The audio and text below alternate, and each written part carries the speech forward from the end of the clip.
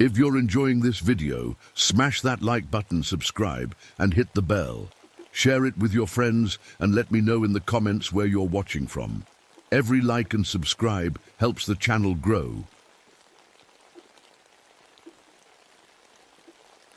My name is Mason Powell, and I've seen things no man should see. Not in Korea, though those memories haunt me too, but here in these quiet woods of Mount Rainier National Park. People think the wilderness is peaceful. They don't know what I know.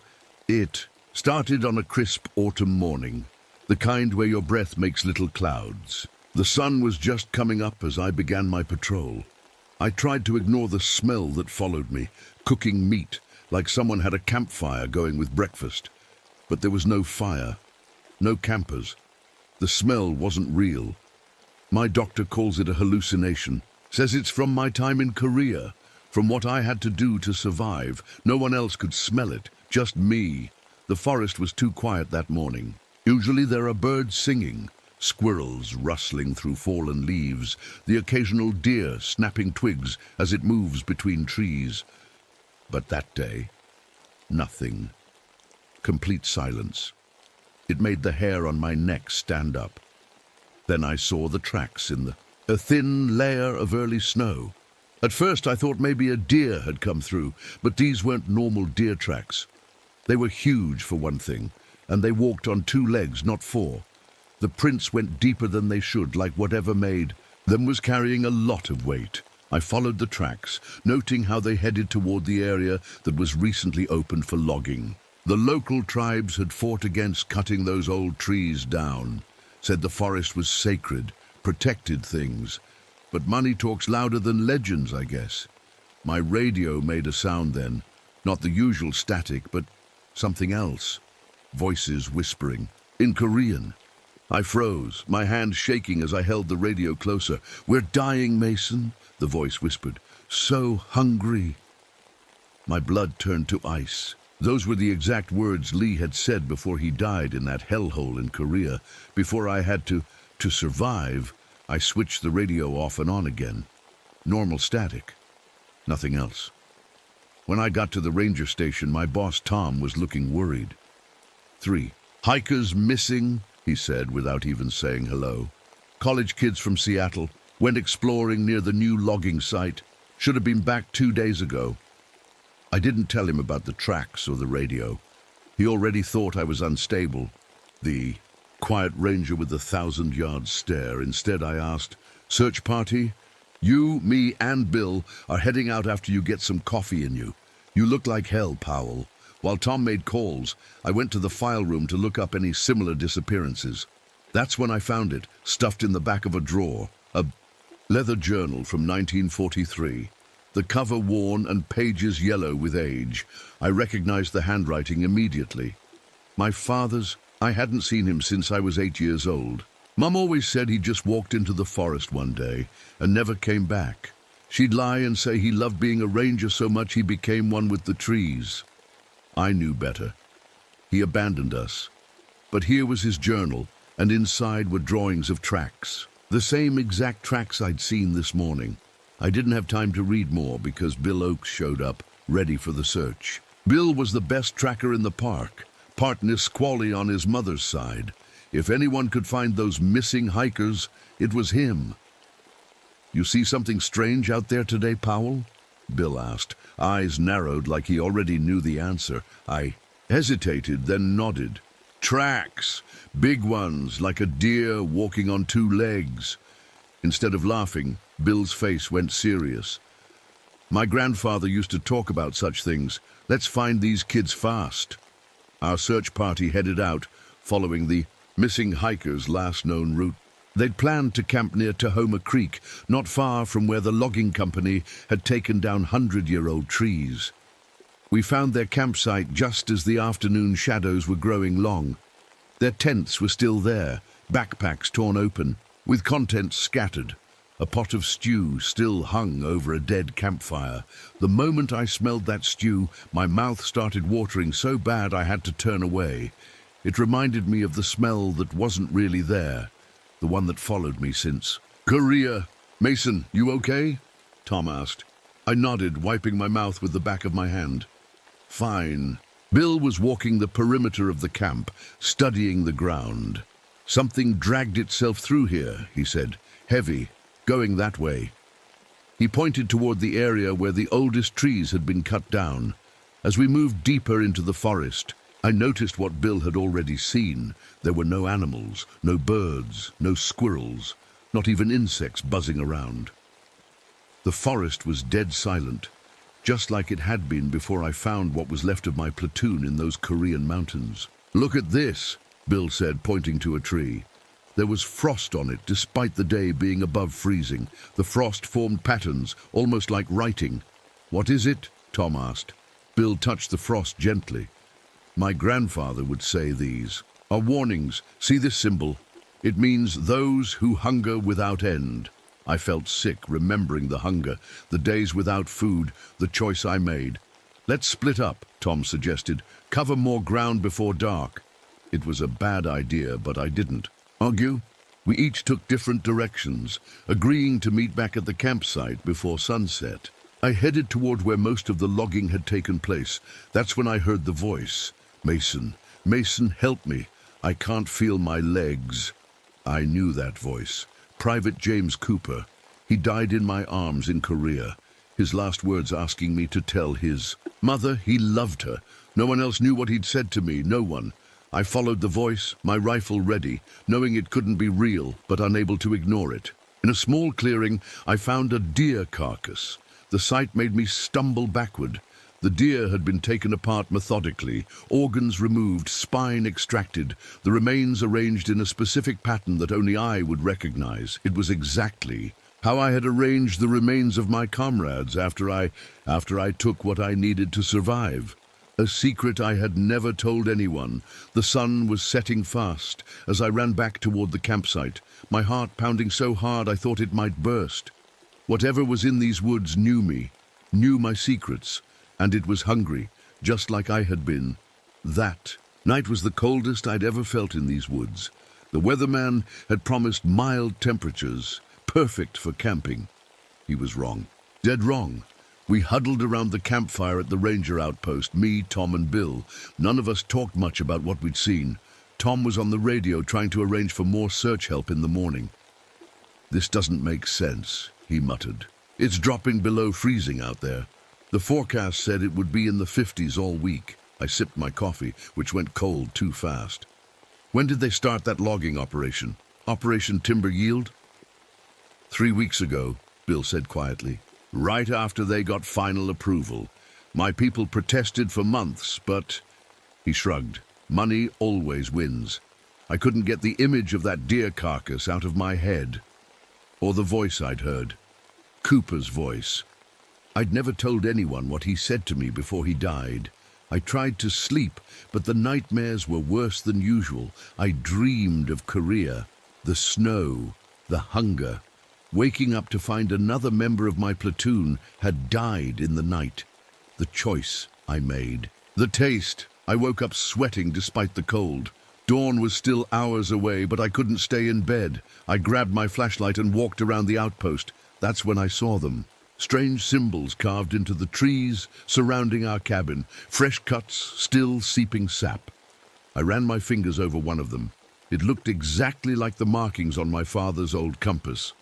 The only thing of his I had left. I didn't wake the others. Instead, I sat on the porch, rifle across my knees, watching the darkness until morning came. At breakfast, Bill was acting strange. He'd found some jerky in his pack and was tearing into it like he hadn't eaten in days. The meat was practically raw. Damn, I'm hungry, he kept saying. No matter how much I eat, I'm still so hungry. A chill went through me. Those were almost the exact words I'd written in my private journal after Korea. Words no one had ever read. You feeling okay? I asked him. Bill looked up, a strange glint in his eyes. Fine, just can't seem to get full, you know. Before I could answer, we heard the helicopter. Tom had called in air support to help with the search. We went outside to watch it approach, flying low over the trees toward the area where the logging had taken place. Then something impossible happened. The helicopter tilted sideways. No warning, no obvious reason. It just tilted and then dropped like a stone into the forest. We heard the crash, saw the smoke rising. "Jesus!" Tom shouted, already running for the truck. "Call it in!" Bill and I followed in another vehicle. The crash site wasn't hard to find. A trail of broken trees led right to it. But when we got there, I couldn't believe what I was seeing. The helicopter was crumpled like it had hit concrete, not forest floor. There was no fire, which was strange enough. But the pilot was frozen solid. His skin was blue-white, covered in frost, even though there was no ice or snow anywhere else. Tom checked for a pulse, but we all knew it was useless. No one could survive that. But something else caught my eye. Marks on the pilot's neck and shoulder, bite marks. They looked human, but bigger, deeper, like something with a human mouth but inhuman strength had tried to take a chunk out of him. Bill saw them too. He turned away and threw up in the bushes. Later, as we waited for the investigation team to arrive, Bill told me something I'll never forget. My grandfather sold the logging rights to this section of forest back in 1938, he said, voice hollow. The company didn't exercise them until now, but the deal was made long ago. A week after signing the papers, my grandfather killed himself. Left a note saying he'd made a deal with hunger itself. I stared at him. What does that mean? Bill shook his head. I don't know, but there are stories in my tribe about a thing that lives in the oldest parts of the forest. A thing that is always hungry, no matter how much it eats. A Wendigo. We needed to reach the ranger station to report what happened, but the radios weren't working. Bill suggested we hike to higher ground to get reception. As we climbed, the day got darker, like the sun was setting hours too early. Through the trees, I caught a glimpse of something watching us. A tall, thin figure, standing perfectly still. It was wearing a red jacket, the same type of park ranger jacket my father used to wear. "Dad," I whispered, even though it was impossible. The figure vanished behind a tree, and I ran after it. Bill called for me to stop, but I couldn't. I had to know. I found nothing.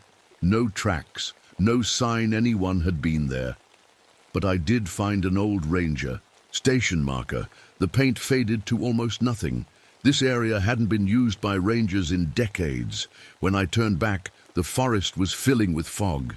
Thick, white mist that seemed to rise from the ground itself. And it smelled. God, it smelled like blood and cooking meat. My psychiatrist once told me this specific hallucination, the smell of cooking meat, was my guilt manifesting. But Bill smelled it too. I could tell by the way his nose wrinkled. "We need to get back," he said, "right now." The fog got thicker. I could barely see 10 feet ahead. Then I lost sight of Bill completely. "Bill?" I called out. "Bill, where are you?" His scream came from somewhere to my left. A horrible, pain-filled scream that cut off suddenly, just like my platoon's radio calls had ended before I found what was left of them. I ran toward the sound, the fog parting just enough to let me see the ground. There was Bill's ranger hat, lying in a patch of frost that had no business being there on an autumn day. I picked it up, turned it over. Inside was a photograph, old and faded. It showed 2 men standing in front of a massive felled tree. One was my father. The other, I guessed, was Bill's grandfather. The radio in my pocket crackled to life. Not static this time, but a child's voice, high and clear. "The hunger never stops," it said. "You know this better than anyone, Mason. You've felt it." I dropped.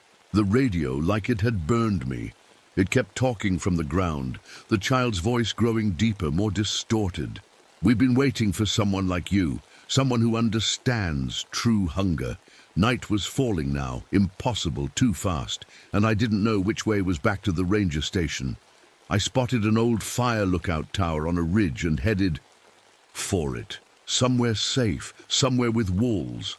The tower had been abandoned for years, but the door was intact.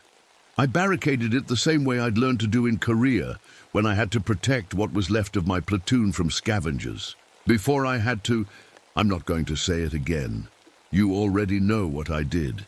The temperature inside the tower dropped rapidly. I could see my breath in the air. That's when I noticed the marks on the inside of the door.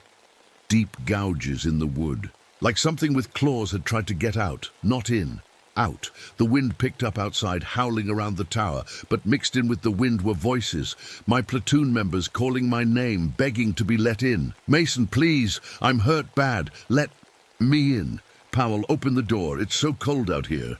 "Mason, I know what you did to us. We forgive you. Just let us in." My hands shook as I searched the tower by flashlight. In a drawer, I found another journal. The cover had my father's name on it. The last entry was dated October 1948. I began to read, and the truth, the horrible, impossible truth, finally started to make sense. My hands trembled as I read my father's journal by flashlight. His handwriting got messier toward the end, like he was writing in a hurry, or like his hands were changing. "It comes when the old trees are disturbed," he wrote. "The thing with antlers, the Wendigo. It punishes those who take what isn't theirs to take, whether it's the flesh of another human or the ancient trees that keep it sleeping." I shut the journal as something heavy landed on the roof of the tower. The whole structure shook. Then came the sound of claws dragging across metal. Scrape, scrape, scrape. It sounded exactly like the mess tin I'd used to prepare food during those desperate weeks in Korea. "The food I don't like to remember, Mason." The voice came from just outside the window. It wasn't the wind anymore, it was too clear. "Son, let me in. It's cold out here." My father's voice. A voice I barely remembered. Forced myself to look out the window. What I saw wasn't my father. It wasn't human at all. It stood maybe 9 feet tall, so skinny it looked like skin stretched over bones. Its ribs pushed against its chest like they might break through. But its head, God, its head was the worst part. A deer skull with antlers that reached toward the night sky. Where its eyes should have been were just black holes, like looking into ice so dark it swallowed light. Around its neck hung tatters of cloth, red cloth. The remains of a park ranger jacket. I stumbled back from the window, knocking over a chair. The thing outside spoke again, but now it used many voices at once. My father's, my platoon members, and others I didn't recognize. "We've been waiting. For you, Mason. Waiting for you to join the cycle. Your father did. Now it's your turn." "What cycle?" I found myself asking, even though talking to this thing felt like going crazy. "The hunger cycle. Your father made the same choice in these woods that you made in Korea. He tasted flesh that wasn't his to take. And so did I before him, and so will others after you." Dawn was coming. I could see the sky getting lighter through the windows. The creature seemed to notice too. It moved back from the window, its movements jerky but fast. "I'll wait," it said. In my father's voice. "I've waited decades for you already. What's a few more hours?" As the first rays of sun touched the tower, the thing retreated into the trees. It moved like it was in pain, like the light hurt it somehow. I didn't waste time. I searched the tower thoroughly now that I could see better. Under a loose floorboard, I found carvings, old pictures etched into stone. They showed the Wendigo, and what looked like a ritual. People gathered around a fire, a sacrifice. The carvings told a story. Those who eat human flesh become cursed. The curse passes down through families, generation to generation. The Wendigo calls to them, transforms. Them, the cycle continues, unless it's broken. I kept searching and found a hidden compartment in the wall. Inside was another of my father's journals, newer than the first. The cover read, "Project Sentinel Wilderness," with an official-looking seal. I didn't recognize. This wasn't just my father's personal journal. It was a field report. My father hadn't been just a park ranger. He'd been part of something called Project Sentinel, a government program that monitored supernatural entities in federal land holdings. The journal explained that the Wendigo, is drawn to bloodlines with the hunger. People who have consumed human flesh. It can remain dormant for years, decades even, before calling to the next in the bloodline. My father had been monitoring the Wendigo until he became one. I was still reading when I heard someone outside calling for help. Not the Wendigo this time, a human voice. "Help! Somebody help me!" It was Bill. I grabbed my rifle and cautiously opened the door. The morning light revealed Bill lying at the bottom of the tower steps, covered in frost despite the sun warming. Everything else, his skin was pale, his lips blue. "Mason," he croaked as I approached, "don't come closer, something's wrong with me." I ignored him and helped him into the tower. His body was ice cold. Worse, his fingers had changed. They were longer, the nails hardened into something like claws. "I'm so hungry," he whispered. "I can't stop thinking about meat, raw meat." I tried to eat a squirrel, Mason, caught it with my bare hands and just bit into it. He looked up at me, his eyes filled with tears. "Kill me, please, before I change completely." "Change into what?" I asked, though I already knew. "Into that thing, the Wendigo. It got inside me somehow when the fog came. It showed me things." Bill grabbed my arm, his elongated fingers digging in. "It showed me what you did in Korea, what your father did out here in 48. I pulled away. "What are you talking about? Your father didn't disappear, Mason. Project Sentinel executed him after he started to transform. They knew about your family's curse. That's why they recruited you as a ranger, to monitor you." I sat down hard, my mind reeling. "How do you know this? My grandfather was part of it too. That's how our families are connected. He betrayed my people by selling the land, and your father betrayed his oath by feeding on human flesh. The Wendigo marked both our bloodlines. I helped Bill to a cot and covered him with blankets, though they didn't seem to help his shivering. While he rested, I read more of my father's field journal.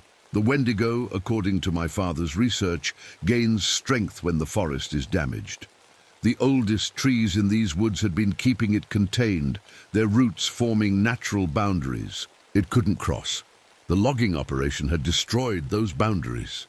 Looking through old records my father had collected, I found photos dating back to the 1920s. Disappearances in the park spiked every time logging operations expanded. "Mason." Bill's voice sounded weaker. "There's a researcher your father mentioned. Her, Dr. Eleanor Crane. If anyone knows how to stop this thing, she would." As if summoned by her name, there was a knock at the tower door. When I opened it, a woman stood there, tall, thin, with silver-streaked black hair pulled back in a tight bun. She wore hiking clothes and carried a heavy backpack with equipment. "Ranger Powell," she said. "I'm Dr. Eleanor Crane. I believe you've been experiencing a Class 4 entity manifestation. May I come in?" I let her in, too stunned to speak. She looked exactly like a photo in my father's journal, a photo from 1948. She hadn't aged a day. "I've been monitoring the situation," she said, setting down her pack. "The logging operation triggered a dormancy breach, just as I warned the department it would." She looked at Bill and frowned. "He's transitioning. Stage 2 already." "Transitioning? Into what?" I demanded. "I think you know," she replied. "The same thing your father began transitioning into before we had to terminate him. The same thing you've been fighting since Korea." My blood ran cold. "How do you know about Korea?" "Project Sentinel has kept tabs on your family for generations. Mr. Powell, we know about your time as a Marine sniper. We know about the 6 weeks you were trapped behind enemy lines. We know what you did to survive." "I had no choice," I said, the words burning in my throat. "We were starving. They were already dead." "I'm not here to judge you," Dr. Crane said. "I'm here because the entity is fully active now, and you're uniquely positioned to help us contain it." "How?" The Wendigo is drawn to those who've tasted human flesh. It sees you as kin, as family. That makes you vulnerable, but it also gives you power over it. Outside, the sky was darkening again, unnaturally fast. Night was coming, and with it, the Wendigo would return, and it was hungry. Dr. Crane worked quickly, unpacking equipment from her bag. Strange devices I'd never seen before, vials of dark liquid, and what looked like pieces of bone carved with symbols. The entity will return at nightfall, she said. We need to prepare. Entity? I asked. You mean the Wendigo? She paused, giving me a look I couldn't read. We use clinical terms at Project Sentinel. Less room for superstition that way. Bill moaned from the cot, his skin now stretched tight over his bones. He looked thinner than he had an hour ago, like he was wasting away despite the protein bars. Dr. Crane had given him. Can you help him? I asked. The transformation can be slowed, sometimes reversed if caught early enough. She filled a syringe with liquid from one of the vials. This will buy us time. After injecting Bill, Dr. Crane turned to me. Your military discharge and ranger assignment weren't accidents, Mr. Powell. After what happened in Korea, you were flagged by our system. We've been watching your bloodline since your father's transformation. My father became one of those things. The idea made me sick. Not completely. We intervened before the final stage. She wouldn't meet my eyes. We had to. You killed him, I said flatly. We released him from a fate worse than death. The final transformation is excruciating. The hunger becomes unbearable. Imagine feeling like you're starving to death every minute of every day, but no matter how much you eat, it never stops. I didn't have to imagine. I remembered the hunger in those Korean mountains, the way it clawed at my insides until I couldn't think of anything else. Why bring me here then, if I'm at risk of becoming like him? Dr. Crane smiled thinly. Because you're bait, Mr. Powell, and potentially the solution. She explained that Project Sentinel had been tracking supernatural phenomena in national parks since the 1930s. The Wendigo was just one of many entities they monitored. Most of these beings remained dormant unless disturbed. The logging operation crossed a boundary that had kept this one contained for decades. And you couldn't stop the logging? I asked, anger rising in me. We tried, but some forces are more powerful than even Sentinel. Economic interests, political pressure, she shrugged. We adapt, we contain, we clean up messes. Outside, the sun was setting. The tower grew darker despite the battery-powered lanterns Dr. Crane had set up. Bill's breathing became more labored, his fingers now fully transformed into long, bony claws. Why am I the solution? I asked, tearing my eyes away from what was happening to my friend. The Wendigo is drawn to bloodlines tainted by cannibalism. Your father consumed human flesh during a blizzard in 1942 when he was stranded with another ranger. You consumed human flesh in Korea. The pattern repeats. I flinched at hearing it stated so plainly. I didn't have a choice. Choice is irrelevant. To the Wendigo, only the act matters. Dr. Crane checked her strange devices, which were blinking faster now. But your connection to it gives you power over it. You can help us trap it. How? With this. She pulled out a knife made of obsidian, its blade so black it seemed to swallow light. And your blood. Before she could explain more, her radio crackled. A voice came through, professional and calm. Dr. Crane, we've evacuated Ranger Oakes's family. His wife and son are showing early signs of genetic resonance. I grabbed the radio from her. What does that mean? What are you doing with Bill's family? Dr. Crane took the radio back firmly. The hunger travels genetically, Mr. Powell. Bill's wife and child were evacuated for their own safety. You mean you're taking them to a lab somewhere? We're protecting them and others from them. She turned away, speaking into the radio. Proceed with Protocol 17, full containment. I looked at Bill, remembering how normal he'd been just yesterday. Now his skin was grey, his body wasting away while his teeth grew longer, sharper. This could be me soon, or worse, someone in my family I didn't even know about. Are there others in my bloodline? I asked quietly. Dr. Crane hesitated. Not that we know of. Your father had no other children. You have no children. A cold relief washed over me. At least my curse would die with me. The tower suddenly shook, the metal groaning as something heavy landed on the roof.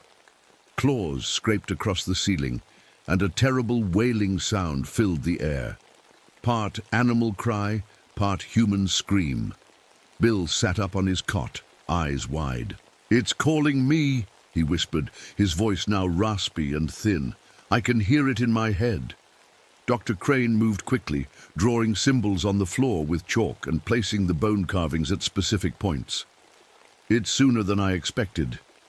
The logging must have weakened the boundaries more than we realized." She handed me the obsidian knife. "When it comes for you, and it will come for you, Mr. Powell, you need to wound it with this. Just a small cut, enough to get its blood. Then we can complete the binding ritual." Binding ritual. To contain it until the forest can regrow. The old trees were natural prisons. Their root systems formed barriers the entity couldn't cross. Without them, we need to create an artificial containment. The wailing outside grew louder. The voices of my dead platoon members joined in, calling my name, begging to be let in. Mixed with them now was my father's voice. "Son, I've been waiting for you. We both made the same choice. Now we'll both pay the same price." Dr. Crane gripped my arm. "It's using your memories, your guilt. Don't listen." But how could I not listen? The voices were inside my head now, whispering things only I could know, reminding me of how the meat had tasted, how part of me, God help me, had liked it. The tower windows frosted over from the outside, ice crystals forming in beautiful, terrible patterns. Through them, I could see a shadowy figure circling the tower. "It's testing our defenses," Dr. Crane said. Bill started convulsing on the cot. His back arched at an impossible angle, bones cracking. Dr. Crane rushed to him, holding him down while preparing another injection. "It's accelerating his transformation," she said, "using him to distract us." I gripped the obsidian knife tighter. "What happens if I kill it?" "You can't kill it, not permanently. These entities can be contained, weakened, but never truly destroyed." The temperature in the tower dropped so low, our breath came out as thick clouds. The lanterns flickered, then went out completely. In the sudden darkness, Bill stopped fighting and went still. Then the door, despite its barricade, smashed open. The Wendigo stood in the doorway, its emaciated body blocking what little moonlight there was. Its antlers scraped against the top of the frame. Its eyes, those empty black sockets, somehow fixed directly. "On me, Mason Powell," it said, using my father's voice. "I've come to welcome you to the family." Dr. Crane began chanting something in a language I didn't recognize. The bone carvings on the floor started to glow with a pale blue light. The Wendigo hissed, taking a step back, but then lunged forward with unexpected speed. Its clawed hand caught me across the chest, tearing through my jacket and shirt. The pain was shocking, burning cold rather than hot. I fell back, clutching the wound, but kept hold of the obsidian knife. The Wendigo loomed over me, its skull face inches from mine. It smelled of rot and ice and old blood. "I can taste your guilt," it whispered, now using Cooper's voice, the voice of the first platoon member I'd eaten. "You enjoyed it, didn't you? The taste of us, the power it gave you." "No!" I swung the knife, catching it across what would have been its cheek if it had flesh. Black ichor oozed from the cut, steaming in the cold air. The Wendigo screamed, a sound so terrible I thought my eardrums would burst. It staggered back, clutching its face. "Now!" Dr. Crane shouted. "The binding!" I didn't know what she meant, but my body seemed to move on its own. I stepped forward, pressing my bleeding chest against the Wendigo's wound, mixing our blood together. The moment our blood touched, visions flashed through my mind. My father in these woods, lost in a blizzard. His choice to survive at any cost. His slow transformation, the Project Sentinel team that came for him. His final moments. I saw others too, stretching back generations. Men and women who had tasted human flesh and been marked by the hunger. Some fought it, some embraced it, all were eventually claimed by it. The cycle continues, the Wendigo said. Its many voices now including mine. Through blood, through hunger, through time. Behind me, Dr. Crane's chanting grew louder. The blue light from the bone carvings brightened until it was painful to look at. The Wendigo tried to pull away, but our blood had somehow bound us together. Realize then what the sacrifice in the ancient petroglyphs meant. It wasn't just any sacrifice, it was me. Time seemed to stop as I stood there, my blood mixing with the Wendigo's black ichor. Dr. Crane's chanting became distant, like she was underwater. All I could hear clearly was the Wendigo's breathing, raspy, hungry, and my own heartbeat. You cannot break the cycle, it whispered. Your father tried, he failed. But in the visions flashing through my mind, I saw something the Wendigo didn't want me to see. My father hadn't failed completely. He'd discovered something, a way to contain the entity even if he couldn't destroy it. The binding isn't enough, I said to Dr. Crane, though I could barely turn my head to look at her. We need to get to the logging site. We can't move it, she said, still maintaining the chant between words. The binding is temporary. Then bind it to me, I said, the words coming from somewhere deep inside. I'll take it there. Dr. Crane's eyes widened. That would be a death sentence, Powell. I know. And I did know. Somehow, through our shared blood, I understood what needed to be done, what my father had tried to do. The Wendigo sensed my plan and thrashed wildly, trying to break free. But our blood had created a connection it couldn't sever. Do it! I shouted. Dr. Crane changed her chant, the words becoming sharper, more focused. The blue light from the bone carvings shot up around us, forming a cage of light that grew smaller and smaller, pushing the Wendigo and me closer together. The pain was unbearable as the entity's form began to compress, folding in on itself like a paper being crumpled, and I was being pulled with it, my skin stretching, bones cracking. I screamed, but kept my grip on the obsidian knife. Then suddenly, the light vanished.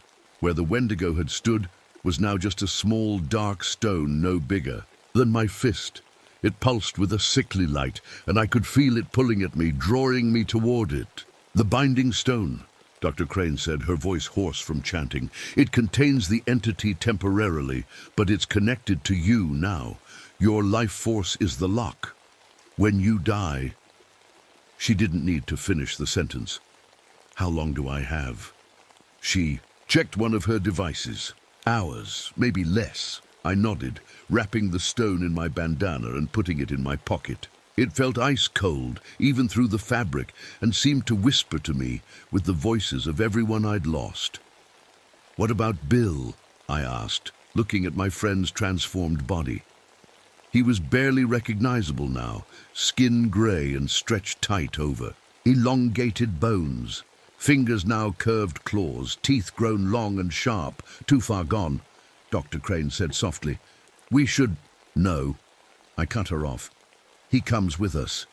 He's part of this too. We loaded Bill into the back of Dr. Crane's government issue. Jeep, he was unconscious but still breathing in shallow gasps. I sat in the passenger seat, the binding stone heavy in my pocket. As Dr. Crane drove us toward the logging site, I felt myself changing. My teeth ached as they grew sharper. My fingers felt longer, the joints popping and shifting. The hunger that had haunted me since Korea intensified until it was almost all I could think about. How much farther? I managed to ask through gritted teeth. 5 minutes. Dr. Crane glanced at me. You're transitioning faster than I expected. The connection to the entity is accelerating the process. Good, I said, though it took all my willpower not to lunge at her, to tear into her flesh and satisfy the terrible hunger growing inside me. That means it's working. We arrived at the logging site just as the moon rose fully above the trees. The area was a graveyard of stumps, massive ancient trees cut down, their remains forming a rough circle. In the center was the biggest stump of all, at least 15 feet across. The ancestor tree, Dr. Crane said. The oldest living thing in this forest until 3 weeks ago. She helped me out of the jeep. Walking was becoming difficult as my legs reshared themselves. The hunger was maddening now.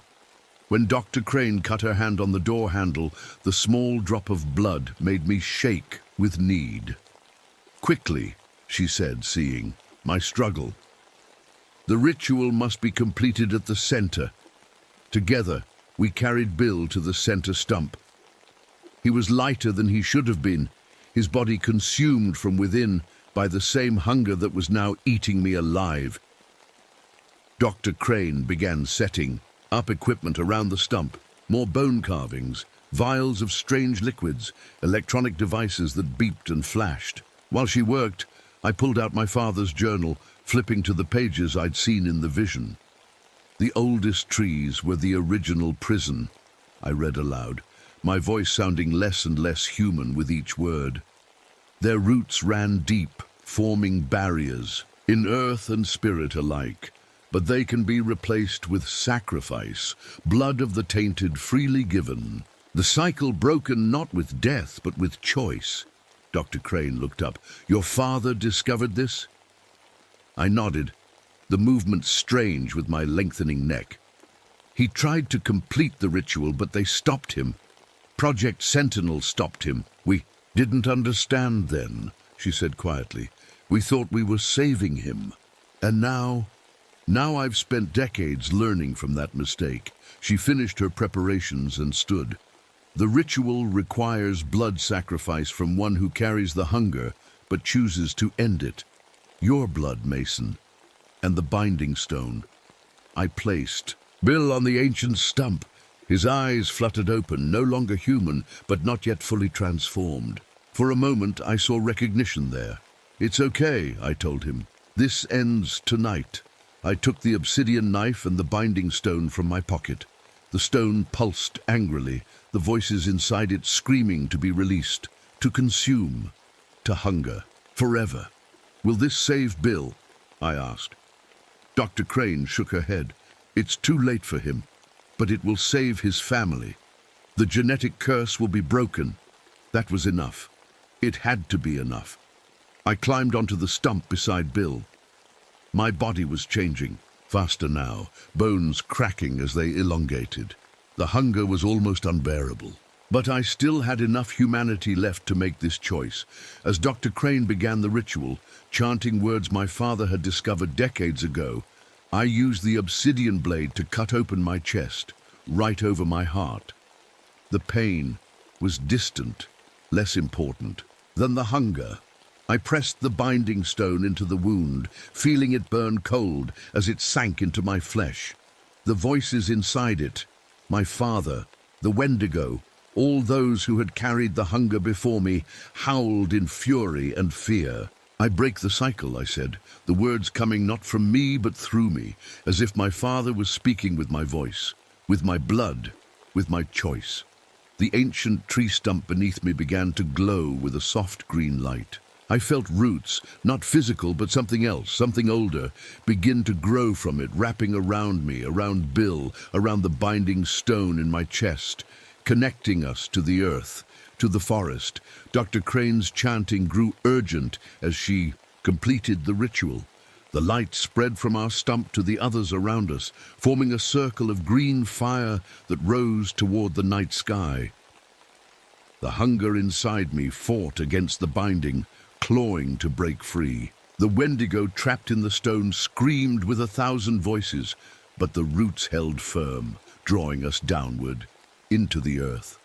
I saw my father's face in my mind, not as I remembered him, but as he was in his final moments, at peace, having made the same choice I was making now. "The price is paid," Dr. Crane said, her voice seeming to come from very far away.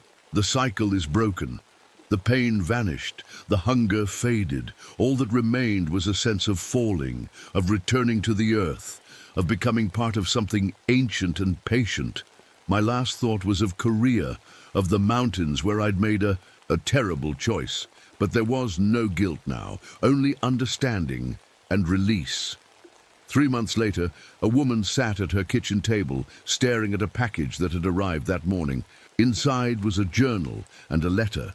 The return address was for something called Project Sentinel.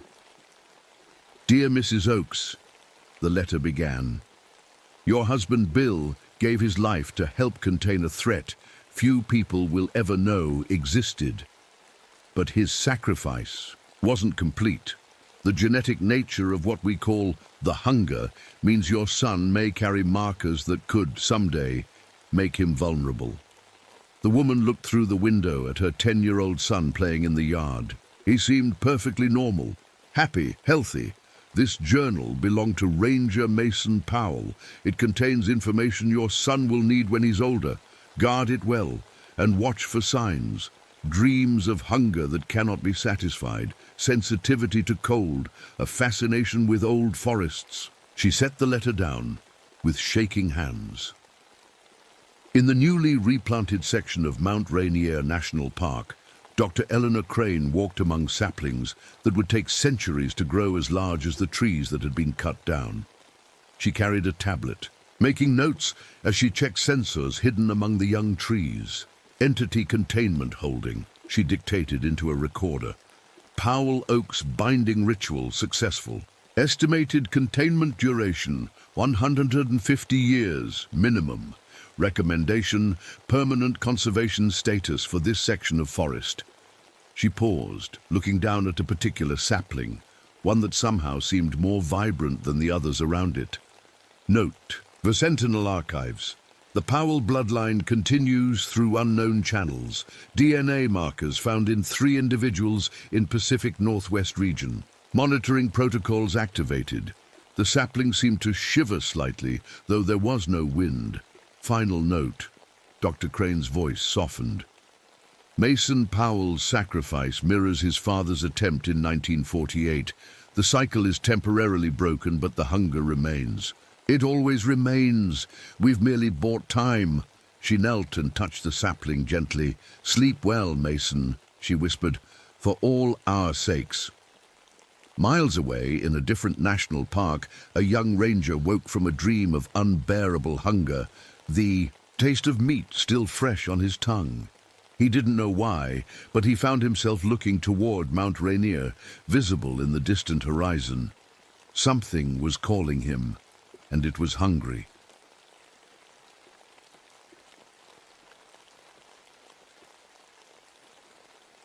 My name is Layla Hoffman. I'm 35 years old, and I work as a park ranger in Shawnee National Forest in Illinois. But I wasn't always a ranger. I used to be an anthropologist, studying ancient cultures and their beliefs. That was before Bolivia. Before I lost everything. I don't like talking about Bolivia. My whole research team was killed there, murdered. I was the only one who survived because I hid in a supply closet. I heard their screams, all of them.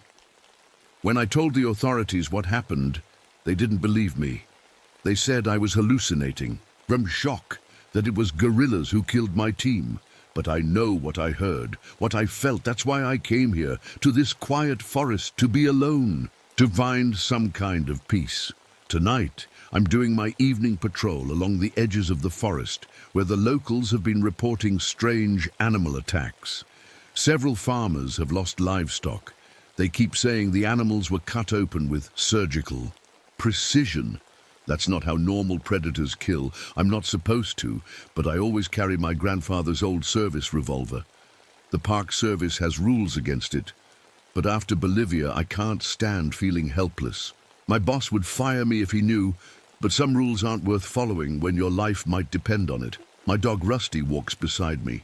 He's a golden retriever, technically a service dog trained to help with my PTSD. He knows when the nightmares are coming even before I do. He's the best friend I've got in this world. Come on, boy, I say, shining my flashlight between the trees. Let's check out Miller's farm first. The moon is bright tonight, casting long shadows that make the forest look like something from a fairy tale. Not the nice kind of fairy tale they tell kids these days, the old kind, where the woods are full of things that can eat you. I find the cow about half a mile from Miller's fence line, what's left of it anyway. Oh God, I whisper, covering my nose against the smell. The cow is lying on its side, its belly cut open in a perfectly straight line. Several organs are missing, but there's barely any blood on the ground. It's like whatever killed it drained. The blood first, just like in Bolivia. My hands start to shake, and I feel my chest getting tight. Rusty presses against my leg, letting me know he's there. I take deep breaths like my therapist taught me. It's not the same, I tell myself. It can't be. I kneel down to look at the tracks around the carcass. They're canine prints, but massive. Way too big for any wolf or coyote in these parts. And some of them look like whatever made them was walking on two legs. The tracks form a strange pattern around the cow, almost like a ritual circle, like the ones my team had documented in Bolivia before. I shake my head. I can't go there, not now. Rusty, come check this out, I call. But Rusty won't come near the tracks. He's whimpering, backing away with his tail between his legs. I've only seen him act like this during my worst nightmares. What's wrong, boy? I ask, but I already know. He senses something wrong here, something dangerous. As I'm taking photos and measurements of the scene for my report, my boot kicks something partially buried in the dirt. I bend down and brush away the soil to find a metal badge. It's old and tarnished, but I can still make out the Park Service emblem. I turn it over and feel my blood go cold. The name engraved on the back, Gregory Hoffman, my grandfather. My hand closes around the badge, squeezing until the edges dig into my palm.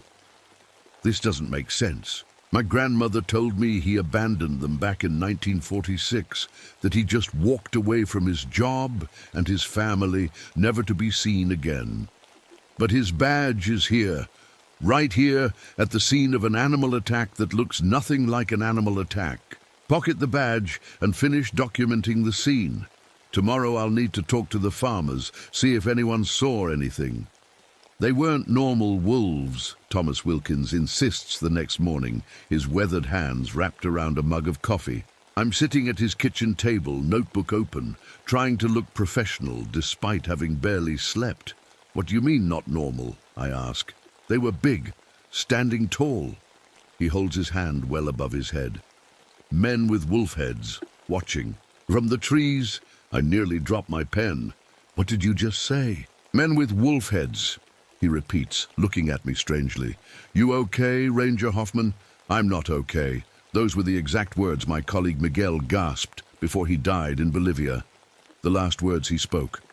How could this farmer in Illinois use the exact same phrase? Did you see anything else? I managed to ask. Just their eyes, yellow, reflecting in the dark, too high up to be normal wolves. I thank him for his time and head back to my truck. Rusty jumps in beside me, but he's acting strange, constantly looking back toward the forest. It's just a coincidence, I tell myself as I drive to my next stop, stress-making connections that aren't there. But as I pull up to another farm to check a report of more missing livestock, I know I'm lying to myself. Near the broken fence where something dragged away a sheep, I find odd marks in the mud. Handprints, human-looking handprints with what appear to be claw marks at the fingertips. And next to them, a partial fingerprint pressed deep into the clay-like soil. I've worked enough crime scenes to know how to preserve evidence. I carefully make a cast of the print. It's crazy, but I need to compare it to my grandfather's records. The records that should be in storage at the ranger station. I'm not supposed to believe in monsters. I'm trained as a scientist, an anthropologist. But after Bolivia, I know there are things in this world that don't fit into neat scientific boxes, and somehow, I think my grandfather knew it too. The file room at the ranger station is dusty and smells like old paper. No one comes down here, much anymore since everything went digital. But the really old files, the ones from before computers, they're still here in metal cabinets. I find the drawer marked Personnel 1940-1950 and begin searching. The folder is thicker than I expected. Gregory Hoffman, Park Ranger 1938-1946. But that's not what makes my hands shake. It's the bright red stamp across the front. Project Sentinel Wilderness. And in the margin, written in faded ink, Layla Hoffman, my name, written decades before I was born. I flipped through the pages quickly. Reports of animal attacks similar to what I've been seeing. Notes about strange sounds in the forest. A map with locations marked in red. Find anything interesting? I jump, nearly dropping the file.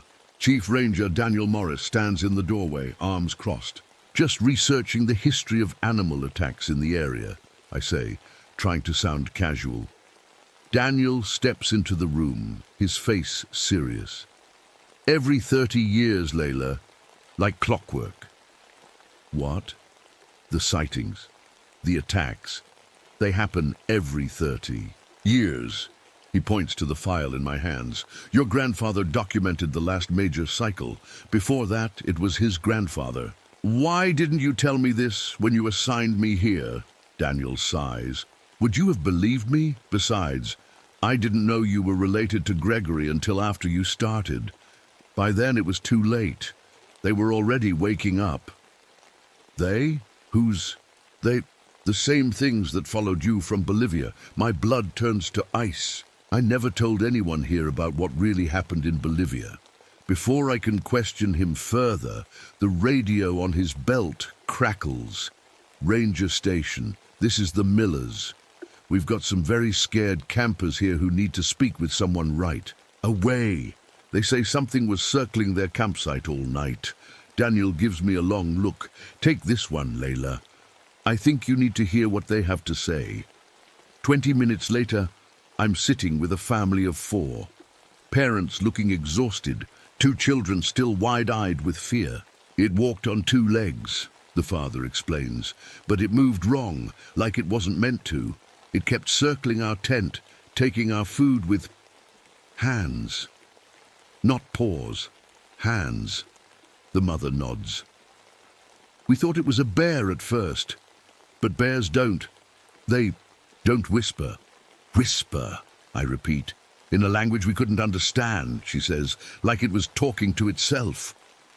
The younger child, a girl about 7, tugs on my sleeve. I drew the monster, she says, holding up a crayon drawing. My hands tremble as I take it. The drawing shows a tall figure, wolf-like head on a man's body, exactly like the figures in the cave paintings my team documented in Bolivia. Can I keep this? I ask. The girl nods. I thank the family and assure them we'll investigate. But as they leave, I can't shake the feeling that whatever's happening, it's not just connected to my grandfather. It's connected to me. That night, I can't sleep. I toss and turn in my small cabin, the little girl's drawing stuck in my head. Rusty lies at the foot of my bed, whining softly every time I sit up.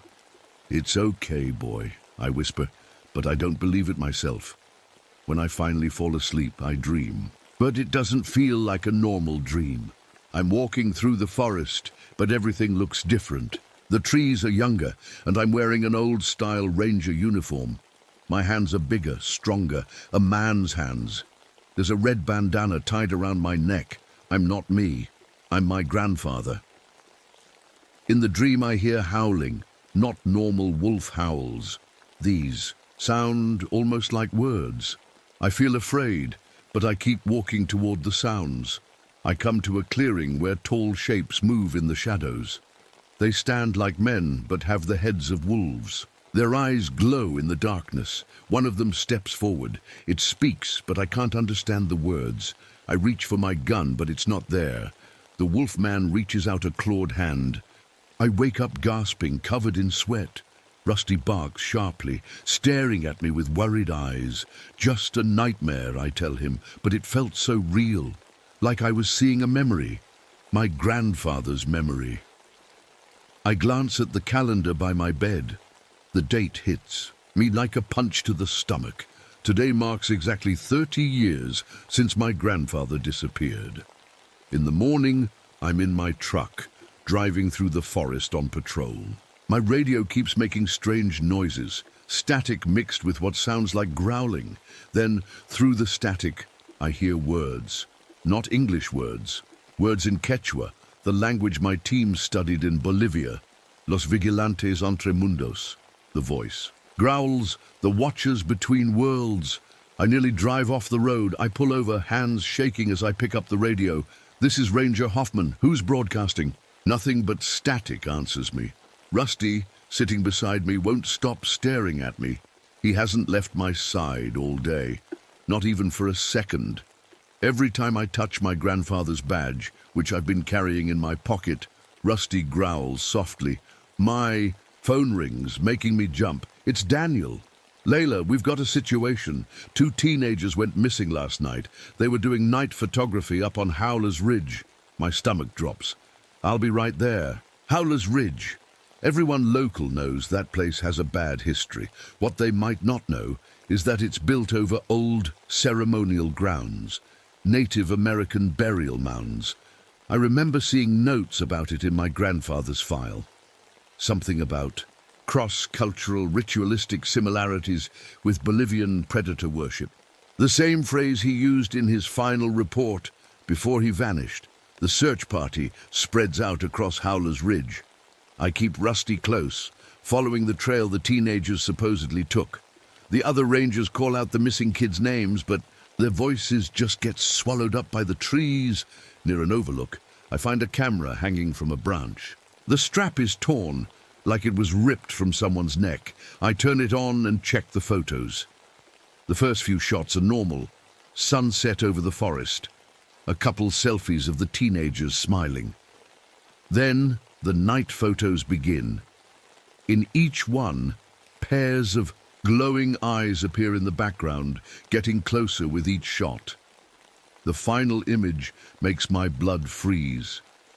It shows a face, half human, half animal, caught in the flash. The features are elongated, wolf-like, but the eyes, one blue, one brown. My grandfather had heterochromia, one blue eye, one brown. Everyone in my family talked about how unusual it was. The face in the photo has the same eyes. I sit down hard on a fallen log, struggling to breathe. Rusty presses against my legs, whining. Suddenly, I notice how quiet it's gotten. No birds singing, no insects buzzing. The forest is completely silent. This same silence came before the attack in Bolivia. I described it to my therapist once as the world holding its breath before screaming. I stand up quickly, shoving the camera in my pack. Everyone back to the vehicles, I shout to the other rangers. Now! They look at me like I'm crazy, but something in my face must convince them. We head back down the trail. As we walk, I notice strange markings carved into some of the trees. They look fresh. I recognize some symbols from my grandfather's journal, but others are definitely Quechua text, like what my team studied in Bolivia. How could the same symbols be in 2 places so far apart? And how could they be freshly carved? Back at the ranger station, I'm explaining what I found to Daniel when a black SUV pulls up outside. A woman steps out, tall, elegant, with silver-streaked dark hair pulled back in a tight bun. She carries herself like someone used to being in charge. Dr. Eleanor Crane, she introduces herself, showing ID from something called the Crane Foundation. I'm here to document wildlife patterns in the area. Daniel welcomes her, but I can't stop staring. I've seen her name before in my grandfather's files. Notes about a Dr. Crane consulting on unusual animal behavior back in 1946. But this woman can't be older than 50. After Daniel leaves to arrange accommodations for Dr. Crane, I corner her in the hallway. You're not really here for wildlife patterns, are you? I ask. She studies me for a long moment. You're Gregory's granddaughter. I can see the resemblance. How did you know my grandfather? You would have been a child back then. Dr. Crane smiles. Thinly. Family business. My mother worked with your grandfather. I'm continuing her research. She's lying. I'm sure of it. What do you know about what's happening here? I demand. Dr. Crane glances around to make sure we're alone. What do you know about cross-cultural predator entities, Ms. Hoffman? What? Creatures that appear in multiple cultural mythologies across continents. Werewolves, skinwalkers, different names, same entities. I think of the symbols carved in trees here and in Bolivia. That's impossible. Is it? She asks. Your grandfather could sense them. It's why he was assigned here. That sensitivity runs in bloodlines, Ms. Hoffman. You have it too. It's why you survived Bolivia when the others didn't. My head spins. How do you know about Bolivia? We've been monitoring you for some time, Layla. Your assignment here wasn't random. Before I can ask more questions, Daniel calls her away. She leaves me standing there, my world tilting on its axis. It's almost sunset when I drive back to my outpost. The forest looks different now, threatening. Every shadow might be hiding something watching me. Suddenly, movement catches my eye. Something is running alongside my truck, keeping pace, even though I'm driving 30 miles per hour. It's tall, moving on two legs, but in a strange, loping gait. It wears what looks like tattered clothing, a park service uniform with something red. At the neck, a red bandana like my grandfather always wore. I blink and it's gone, but the road ahead suddenly ends in a clearing I've never seen before. I brake hard, the truck skidding to a stop. This isn't right, I mutter. I've patrolled this road for 5 years. It doesn't end like this. In the center of the clearing stands a stone structure. It's about waist high, arranged in a circle with symbols carved into each stone. It reminds me of the ritual sites we documented in Bolivia, but it's made of local limestone. Rusty starts barking wildly at something in the trees. I strain my eyes, but can't see anything. Then he stops abruptly, turning to look at me with an intensity that's almost human. He walks to my side, then nudges me, not away from the stone structure, but toward it. My radio crackles to life. Layla, Daniel's voice comes through. Where are you? We've got more reports of his voice distorts, breaking up. Then it changes, becoming deeper, growling. Los vigilantes entre mundos, the voice says perfectly in Quechua.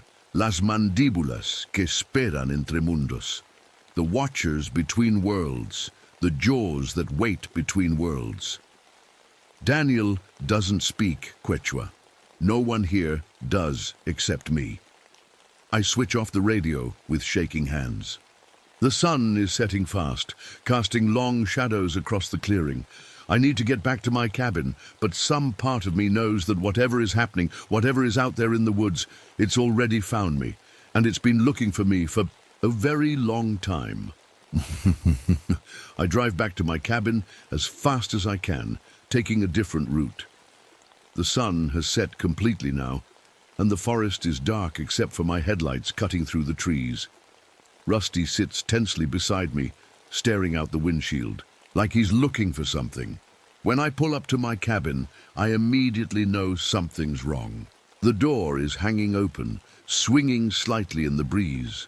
I'm always careful to lock up. I grab my flashlight and my grandfather's revolver from under the seat. Stay, I tell Rusty, but he jumps out after me anyway. As I get closer, I see the damage. The wooden door frame is splintered, with deep gouges that look like claw marks. Something forced its way in, something strong. I stand listening for a moment, but the cabin is silent. Taking a deep breath, I step inside, gun raised. My living room is a mess. Books pulled from shelves, furniture moved, but it's not random. It's like someone was looking for something specific. I make my way to the bedroom, checking each corner with my flashlight. The intruder is gone, but what they did turns my blood cold. My research files from Bolivia, the ones I keep locked in. A box under my bed are spread across the floor in a pattern. Photos, notes, maps, all arranged in a circle, like the ritual circles we documented, like the tracks around the dead cow. In the center of the circle is a folder I've never seen before. I pick it up with shaking hands. Inside are photographs of animal attacks. No, not animal attacks. Attacks like the ones in Bolivia, like the cow I found. Places all over North and South America, going back hundreds of years. The file is labeled Sentinel Wilderness, Pack Migration Patterns. My hands freeze on a photo from 1946, the same year my grandfather disappeared. 5 bodies arranged in a circle, organs removed, no blood at the scene. Just like Bolivia, something falls from between the pages. A Polaroid photo. Recent. It shows me asleep in my bed in this cabin. My blood runs cold. This picture was taken last night. From inside my bedroom, on the back, written in handwriting I somehow recognize as my grandfather's. The bloodline calls them. They remember the taste of Hoffman's. Rusty begins growling at the windows. Not his normal bark at squirrels or raccoons. This is deep, threatening. His ears are flat against his head, and his posture is changing. His back straightening in a way that doesn't seem quite right for a dog.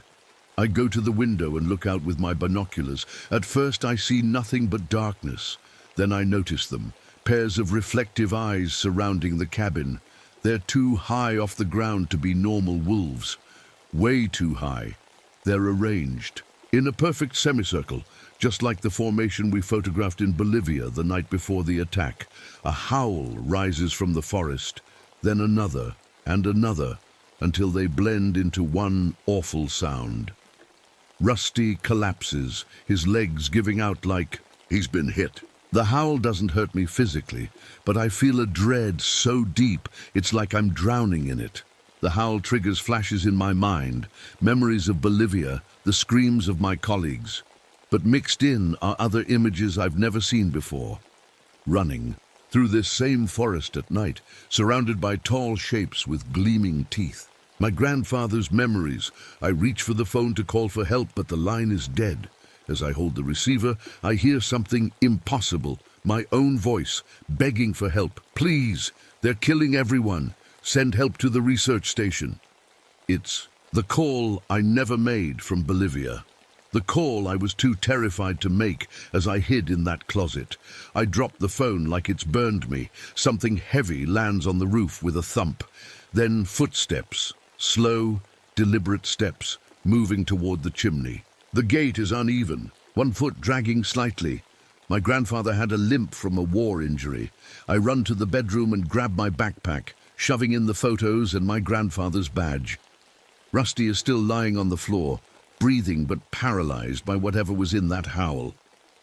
The windows in the living room begin to rattle.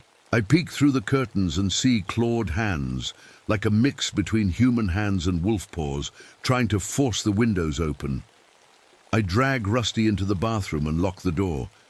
It won't hold them for long, but it might give me time to think. I sit on the edge of the tub, trying to calm my breathing. I notice something carved into the wood under the sink. I kneel down to look closer. Words carved with a knife. They take more than flesh. They take memory. The blood remembers. My grandfather's handwriting again. He knew they would come for me. He left me warnings. Through the bathroom vent, I hear voices outside. They sound like Daniel and the other rangers. Layla, are you in there? We got your distress call. Open up. But I never called for help. And mixed in with their words, I hear other voices speaking fragments of sentences in Spanish and Quechua. The last words my colleagues spoke in Bolivia before they died. Words no one alive should know. A massive shadow passes in front of the small bathroom window, walking upright like a man, but with the unmistakable silhouette of a wolf, and on its head, a ranger hat. Rusty suddenly recovers, leaping to his feet and barking at the bathroom door. Something is in the cabin now. His barking changes, becoming strange, halfway between a dog's bark and something trying to form words. I press myself against the wall, clutching my grandfather's revolver. My heart is pounding so hard I can feel it in my throat. That's when the clarity hits me, like pieces of a puzzle finally connecting. My grandfather's research in Illinois and my work in Bolivia weren't separate. We had been documenting the same entities in different cultural contexts. The werewolf myths from Europe, the skinwalker legends of Native Americans, the wolf-headed men stories from South America. They're all describing the same creatures, a single species migrating across continents, entering human mythology wherever they go, and for some reason, they're drawn to my family, to Hoffman's. The bathroom doorknob begins to turn slowly. I raise the revolver, aiming at the door. Whatever comes through, I'm ready. The door opens, but it's not a monster. It's Dr. Crane.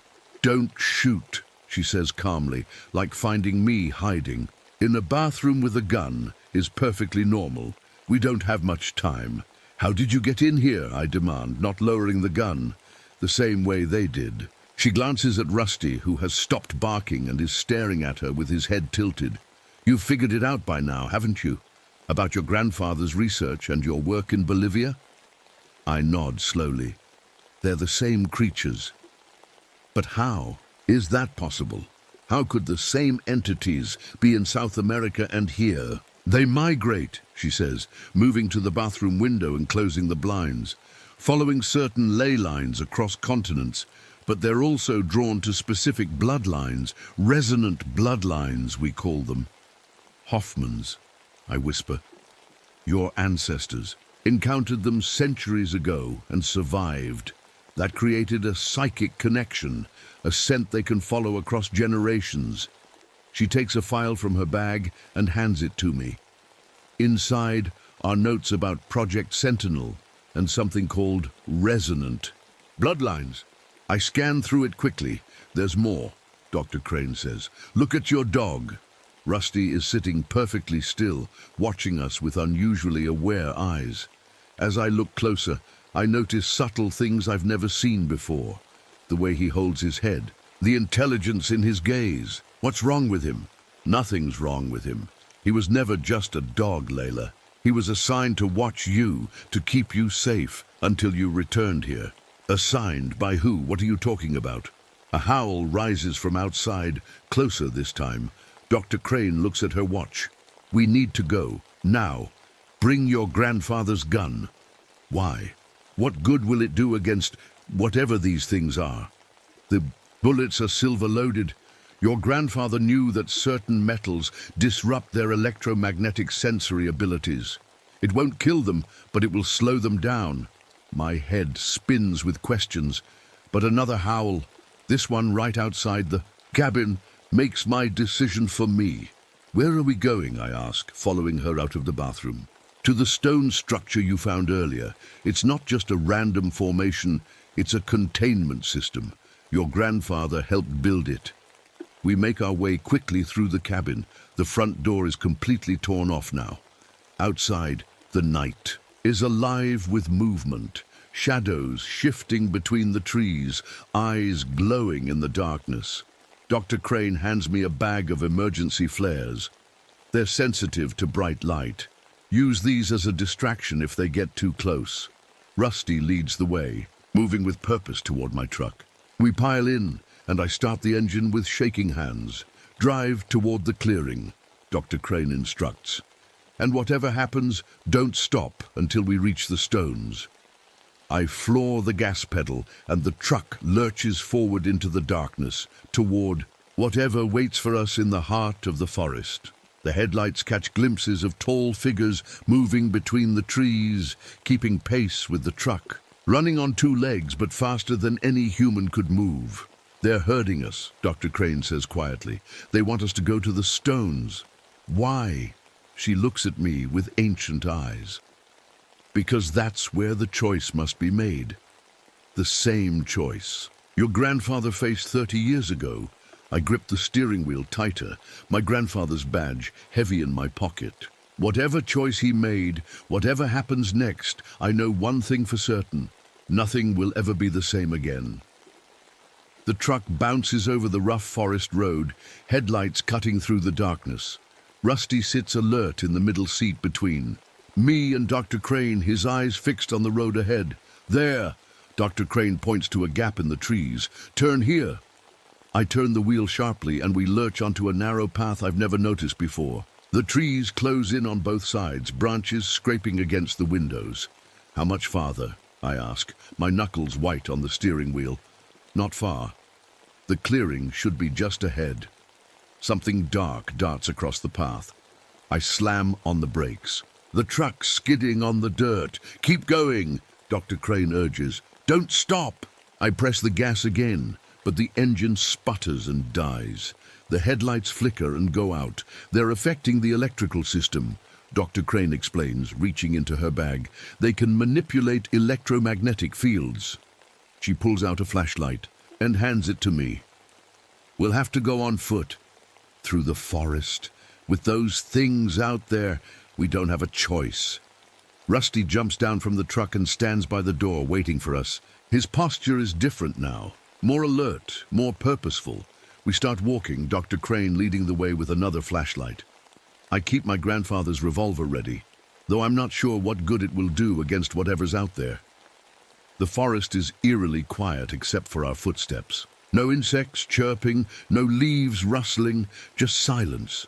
Dr. Crane, I say quietly, you still haven't told me what these things are? She keeps walking, her eyes scanning the trees. Most cultures have names for them. Werewolves, skinwalkers. But those terms aren't quite right. We call them dogmen. Like cryptids, the monster stories. They're not monsters, Layla, not exactly. They're an ancient species that's existed alongside humans for thousands of years. They're intelligent, more intelligent than most people realize. And they have abilities we don't fully understand. Like what? They can affect human perception. Their howls contain infrasonic frequencies that trigger fear responses and can even induce hallucinations. They can access and manipulate memories, especially from people with certain genetic markers. People like me and my grandfather, she nods. The Hoffman line has a particular sensitivity to them. It's why your grandfather was recruited for Project Sentinel in the first place. We reach the edge of a clearing, the same one with the stone structure I found earlier. The moon is bright overhead, illuminating the circle of stones. What is this place? I ask. A containment system, built by indigenous people centuries ago, maintained by people like your grandfather, like you. What does it contain? Before she can answer, a deep growl comes from the trees behind us. I spin around, raising the gun. Massive shape steps out of the shadows, taller than any man, standing upright on two legs. Its body is covered in dark fur, but its posture is human-like. The head is unmistakably wolf-like, with a long snout and pointed ears. And the eyes, one blue, one brown, my grandfather's eyes. Gregory, Dr. Crane says, her voice calm. We were expecting you. The creature, I can't think of it as my grandfather, tilts its head. Then, impossibly, it speaks. The voice isn't just one voice. It's many voices layered together, creating a sound that's partly growl, partly human speech. The bloodline returns, it says, as it always must. I aim the revolver at it, my hands shaking. What are you? What have you done with my grandfather? The creature steps closer into the moonlight. I can see now that it's wearing tattered remains of a ranger uniform. A faded red bandana hangs around its neck. I am Gregory. I am Pack. I am many. The voices shift and merge as it speaks. We have waited for you, Layla. Stay back, I shout, my finger tightening on the trigger. Dr. Crane puts her hand on my arm. Don't! Listen to what it has to say. More shapes emerge from the forest, surrounding the clearing. 7, 8, 9 of them. All similar to the first, but with subtle differences. Some larger, some smaller. All walking upright, all watching me. The one with my grandfather's eyes speaks again. We don't kill all prey. Some join us, some become. Pack! You killed my research team in Bolivia, I say, fighting to keep my voice steady. They saw us. They could not join. You were spared. You are kindred. Kindred, what does that mean? Dr. Crane steps forward. It means you have the genetic markers, Layla, the same ones your grandfather had. You can communicate with them. You... can understand them. Is that why I'm having his memories? Why I dreamed about what happened to him? The creature nods. The blood remembers. The pack remembers. Another dogman steps forward, smaller than the others. There's something familiar about the way it moves, the tilt of its head. It comes to stand beside me, and with a shock, I recognize the collar around its neck. My hand drops to my side, the gun suddenly heavy. "Rusty," I whisper. The creature makes a sound that might be a whine, not my dog anymore, or maybe never really my dog at all. "He was sent to watch you," the first creature explains, "to protect, to guide you back when it was time." "Time for what?" I demand. Dr. Crane gestures to the stone circle. "Time for the choice, Layla. The same choice your grandfather made 30 years ago." "What choice?" The creature that was once my grandfather steps into the stone circle. The pack was once contained by ancient ones who knew our nature. Sacred places held us, kept the balance. The Indigenous Alliance, Dr. Crane explains, tribes across continents who understood these creatures and built containment sites to keep them in check. But the sacred places are broken now, the creature continues. The new buildings, the digging, the resort. I remember Daniel mentioning a controversial resort construction that disturbed ancient burial mounds. Each time the barriers weaken, the pack grows stronger, Dr. Crane says. They can spread beyond their territories. That's why we need people like your grandfather, like you. What did he do? The creature touches the bandana at its neck. He joined us, became pack. His mind, his memories, his understanding of human ways, all valuable to us. His blood created a temporary seal. I feel sick. You consumed him? Not consumed, incorporated. He lives in the pack mind, as do all who join us. That's what you want from me? To become like you? Dr. Crane steps closer. It's more complicated than that, Layla. The barriers are failing completely this time. The resort construction has destroyed key elements of the containment system. Your grandfather's sacrifice was only temporary. This time, we need something permanent. The creature extends a clawed hand toward me. Join us, Layla. Become pack. Help us understand. Help us survive. And if I refuse, then we spread. We hunt. We grow. Many will die. I look from the creature to Dr. Crane. Who are you, really? What's your role in all this? I monitor the balance, she says simply. I have, for a very long time. How long? She smiles faintly. Longer than you might believe. The creature that was once my grandfather steps closer. Choose, Layla.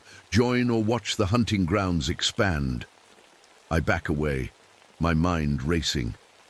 I think of my colleagues in Bolivia, of the missing teenagers, of my grandfather, transformed into this creature before me. I think of the dreams, his memories trying to warn me through our shared blood. There has to be another way, I say. The howling starts again, all around us. The sound cuts through me, making it hard to think. I press my hands to my ears, but it doesn't help. Through the noise, a thought forms, not mine, but my grandfather's voice in my head. The ritual, complete what I started. I look at the stone circle, really seeing it. For the first time, the symbols carved into each stone, the pattern they form. My anthropological training kicks in. I recognize elements from different cultures, Native American, South American, European, all combined in a single system. The ritual, I murmur. That's it. Dr. Crane watches me closely. What are you thinking, Layla? My grandfather didn't just join them. He was trying to complete the ritual, to seal the barrier. I turned to face her, but he couldn't do it alone. He needed someone else from his bloodline. He needed you, she confirms. But you weren't born yet. So he became part of them, buying time until I could finish what he started. The creature nods slowly. The blood remembers. The ritual requires blood. I look at the stone circle again, understanding dawning. Not just blood, a living anchor. Someone to stay and maintain the barrier. Dr. Crane's expression is grave. Yes, that's the choice, Layla. Join the pack as your grandfather did, or become the anchor for the new barrier. Either way, your life as you know it ends tonight. The creatures move closer, forming a circle around us. Their eyes gleam in the moonlight, hungry, waiting. I take a deep breath and step toward the stone circle, my decision made. The stone circle seems to pulse with energy as I step into it. The moonlight catches on the symbols carved into each stone, making them look like they're glowing. I won't join the pack, I say firmly, looking at the creature with my grandfather's eyes. But I won't let you spread either. The creature tilts, its head. You would become the anchor. Bind yourself to this place forever, if that's what it takes to stop you. Dr. Crane steps forward. Layla, you need to understand what this means. The anchor must remain within the forest boundaries. You'll never be able to leave. I'll be like a prisoner? Not exactly. You'll be the guardian, the living barrier between the pack and the outside world. I think about my life before coming here. The nightmares, the fear, the loneliness. I came to this forest looking for peace, for a place to belong. Maybe this is it. Maybe this is why. I was drawn here. What do I need to do? I ask. Dr. Crane reaches into her bag and pulls out a small stone knife, its blade dark and ancient-looking. The ritual requires blood freely given and words spoken with true understanding. The creature that was once my grandfather moves to the center of the circle, gesturing for me to join it. Your blood, my knowledge. Together, we complete what was started. I take the knife from Dr. Crane and step into the center of the circle. The other dogmen move closer, forming a tight ring around the stones. The words, I say to the creature, I need to know the exact pronunciation. The creature reaches out with a clawed hand and touches my forehead. Instantly, my mind is flooded with images, sounds, words in languages I shouldn't understand, but somehow do. I see ancient rituals performed in caves, in forests, in mountains across the world. I see my grandfather learning these same words, practicing them over and over, and I understand. This isn't just about containing the pack. It's about balance. The dogmen aren't evil. They're predators, following their nature. But without boundaries, without containment, they would consume everything in their path. The creature steps back. You know the words now. I nod, my head still spinning from the flood of information. I look at the knife in my hand, then at Dr. Crane. Will it hurt? Yes, she says simply, but you won't be alone. I roll up my sleeve and hold the knife against my forearm. The blade is sharper than it looks, cutting easily into my skin. Blood wells up, bright red in the moonlight. I press my bleeding arm against the central stone and begin to speak the words I now know. They feel ancient in my mouth, a mixture of languages that flow together in a rhythm that seems to match my heartbeat. As I speak, the blood on the stone begins to spread, flowing into the carved symbols like they're channels made for it. The other stones start to glow, first faintly, then brighter. The dogmen begin to howl, but not in threat. It sounds almost like singing, a harmony to the words I'm speaking. The creature with my grandfather's eyes steps forward again, placing its clawed hand over mine on the stone. I feel a jolt of connection, memories flooding between us. I see everything my grandfather experienced after joining the pack. The freedom of running through the forest, the hunt, the shared consciousness of the pack mind. But I also feel his regret, his longing for the family he left behind, his hope that someday someone would come to finish what he started. I'm here, Grandpa. I whisper between the ritual words. I'm finishing it. The creature's eyes, his eyes, seem to soften. Thank you, the voices say, though I hear my grandfather's voice clearest among them. The stones are glowing brightly now, the light pulsing with each word I speak. I feel something changing inside me, like my blood is turning to fire in my veins. It hurts, but not in a way I can really describe. It's like my body is being remade from the inside out. Dr. Crane watches intently, her face illuminated by the glowing stones. Keep going, she encourages. You're almost there. I speak the final words of the ritual, my voice growing stronger despite the pain. As I finish, all the stones flash with blinding light. The dogmen howl in unison, a sound that shakes the earth beneath our feet. Then silence. I sway on my feet, suddenly exhausted. Dr. Crane catches me before I fall. Is it done? I ask weakly. She helps me sit on one of the stones. Yes, the barrier is established. The pack is contained once more.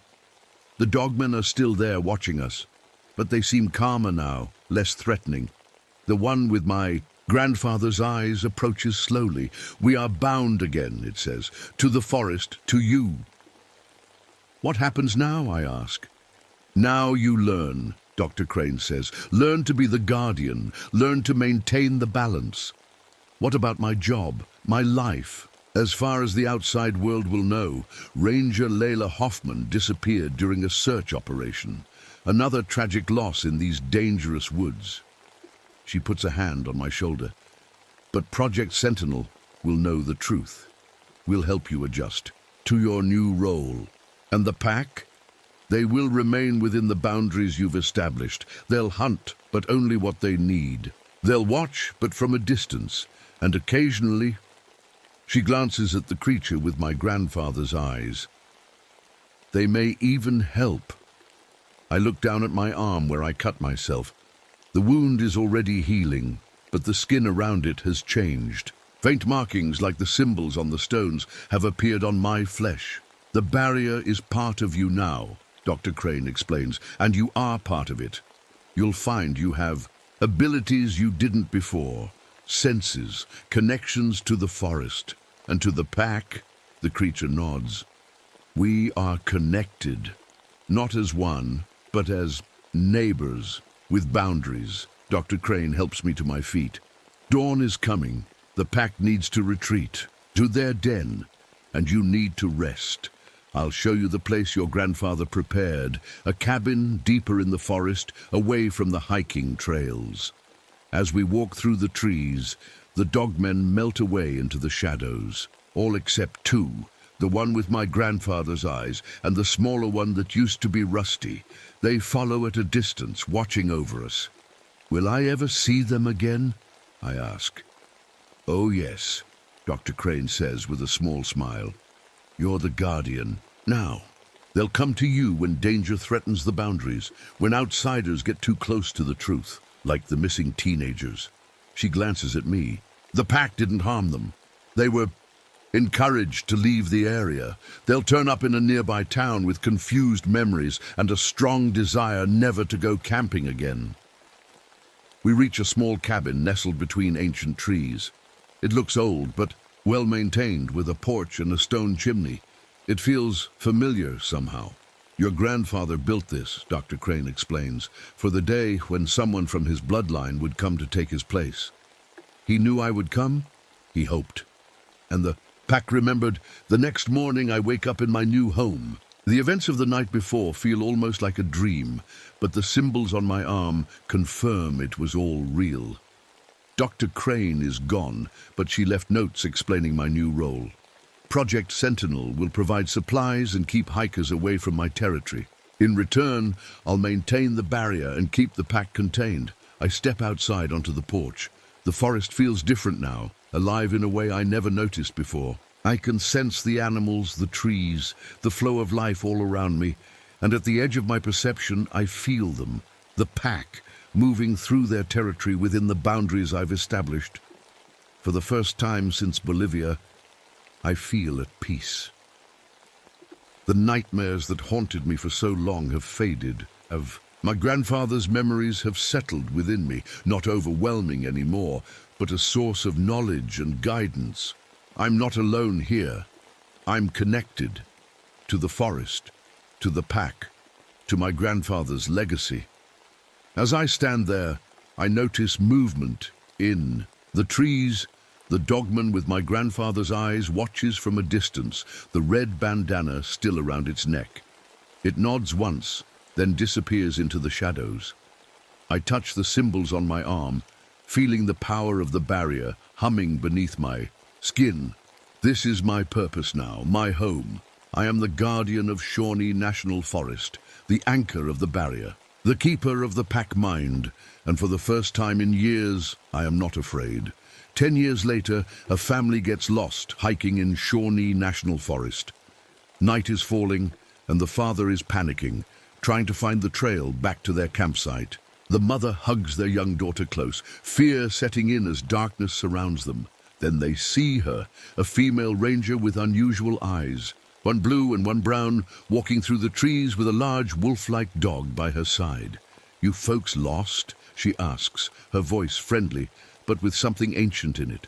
"Yes," the father says with relief. "We can't find our way back to the main trail. I know these woods better than anyone," the ranger says. "I'll show you the way." They follow her through the forest. The daughter stares at the ranger's dog with fascination. It doesn't move quite like a normal dog, and its eyes seem too aware, too intelligent. "What's your name?" the girl asks the ranger. The woman smiles.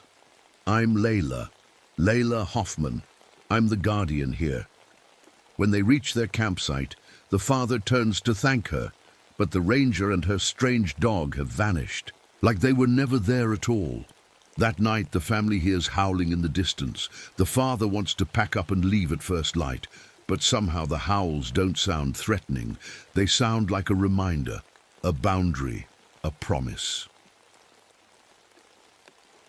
Back in her cabin, Layla checks the marks on her arm, making sure the barrier remains strong. In the 10 years since she became the guardian, no one has been harmed by the pack. She's learned to work with them to maintain the balance between their world and the human world. Dr. Crane visits occasionally, bringing supplies and news from Project Sentinel. Sometimes she brings files about other places, other creatures, other guardians like Layla across the world. And sometimes, when the moon is full, Layla sits on her porch with the creature that holds her grandfather's memories, sharing the silent connection of bloodline and purpose.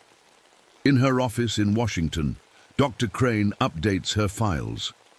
Hoffman Bloodline Containment, holding, Monitor for Offspring.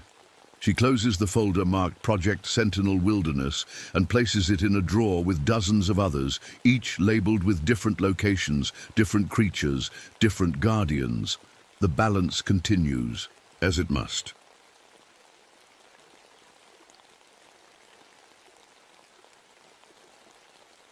My name is Miguel Dominguez. I've been a park ranger at Big Bend National Park for almost 5 years now. Before that, I was with the Border Patrol for 15 years. I came here looking for peace, but the desert has ways of bringing your past. You're back to haunt you. It started 3 weeks ago. I was doing my morning patrol along the Chizos Basin trails when I found it. A coyote turned completely inside out. No blood anywhere, just inside out, like someone had reached in and pulled. I've seen plenty of dead animals in my time, but nothing like this. I took pictures and sent them to headquarters, but something about it felt familiar.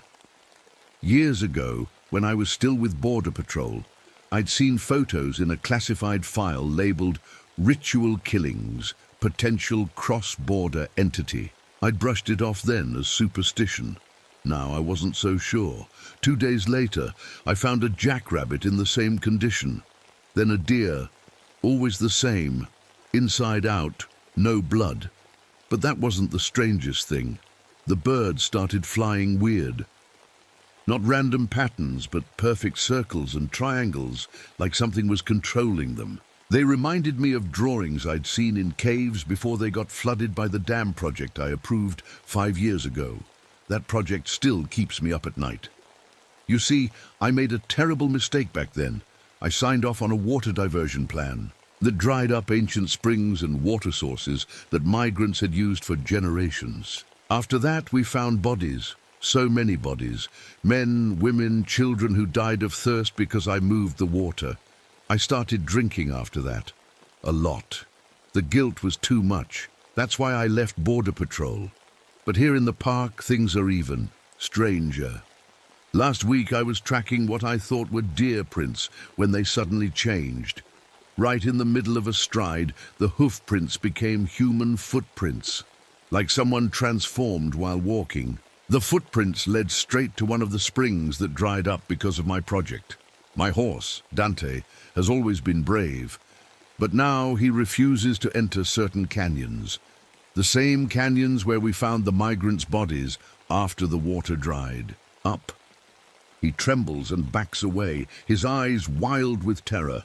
Then yesterday she appeared, a young woman standing alone by the trailhead at sunset. Said her name was Lucia, no car, no camping gear, nothing, just standing there like she was waiting for me. Officer Dominguez, she said, though I hadn't told her my name. The desert is restless. Elena Vasquez died calling your name. So did Javier Ortiz and the Ramirez children. I felt cold all over. Those names were in my personnel file. Migrants who died after the springs dried up. Nobody knew I kept that list. Nobody. Who are you? I asked her. She smiled, but it wasn't right. Her mouth moved like she was trying to remember how smiles work. Just a traveler, she said in perfect accentless Spanish, then switched to perfect English. I've come a long way. When she turned to leave, I swear her eyes reflected the light, like an animal's. By the time I got in my truck to follow her, she was gone, vanished into the desert. The plants around my cabin started dying in spiral patterns. The same spiral as the tattoo on the old shaman who warned me about disrupting ancient balances before I approved the water project. That night, my radio crackled to life on its own. Through the static, I heard voices speaking a mix of Spanish, English, and something older. They were saying the exact same words I heard from those dying migrants years ago. Words nobody else heard. Words I never told anyone. This morning, I drove to the reservation to see Ernesto Yazzie, an elder who knows the old stories. His face grew dark when I told him what I'd seen. The old one is waking, he said, his hands shaking as he lit sacred herbs. The skinwalker, the shape-taker, our ancestors imprisoned it beneath the waters of the sacred lake. What lake? I asked. Ernesto pointed east. The dry lake bed created by your water diversion project. The binding needed living water. You took the water away. The truth hit me like a punch to the gut. The water project that killed those migrants had done something even worse. It had set something ancient free.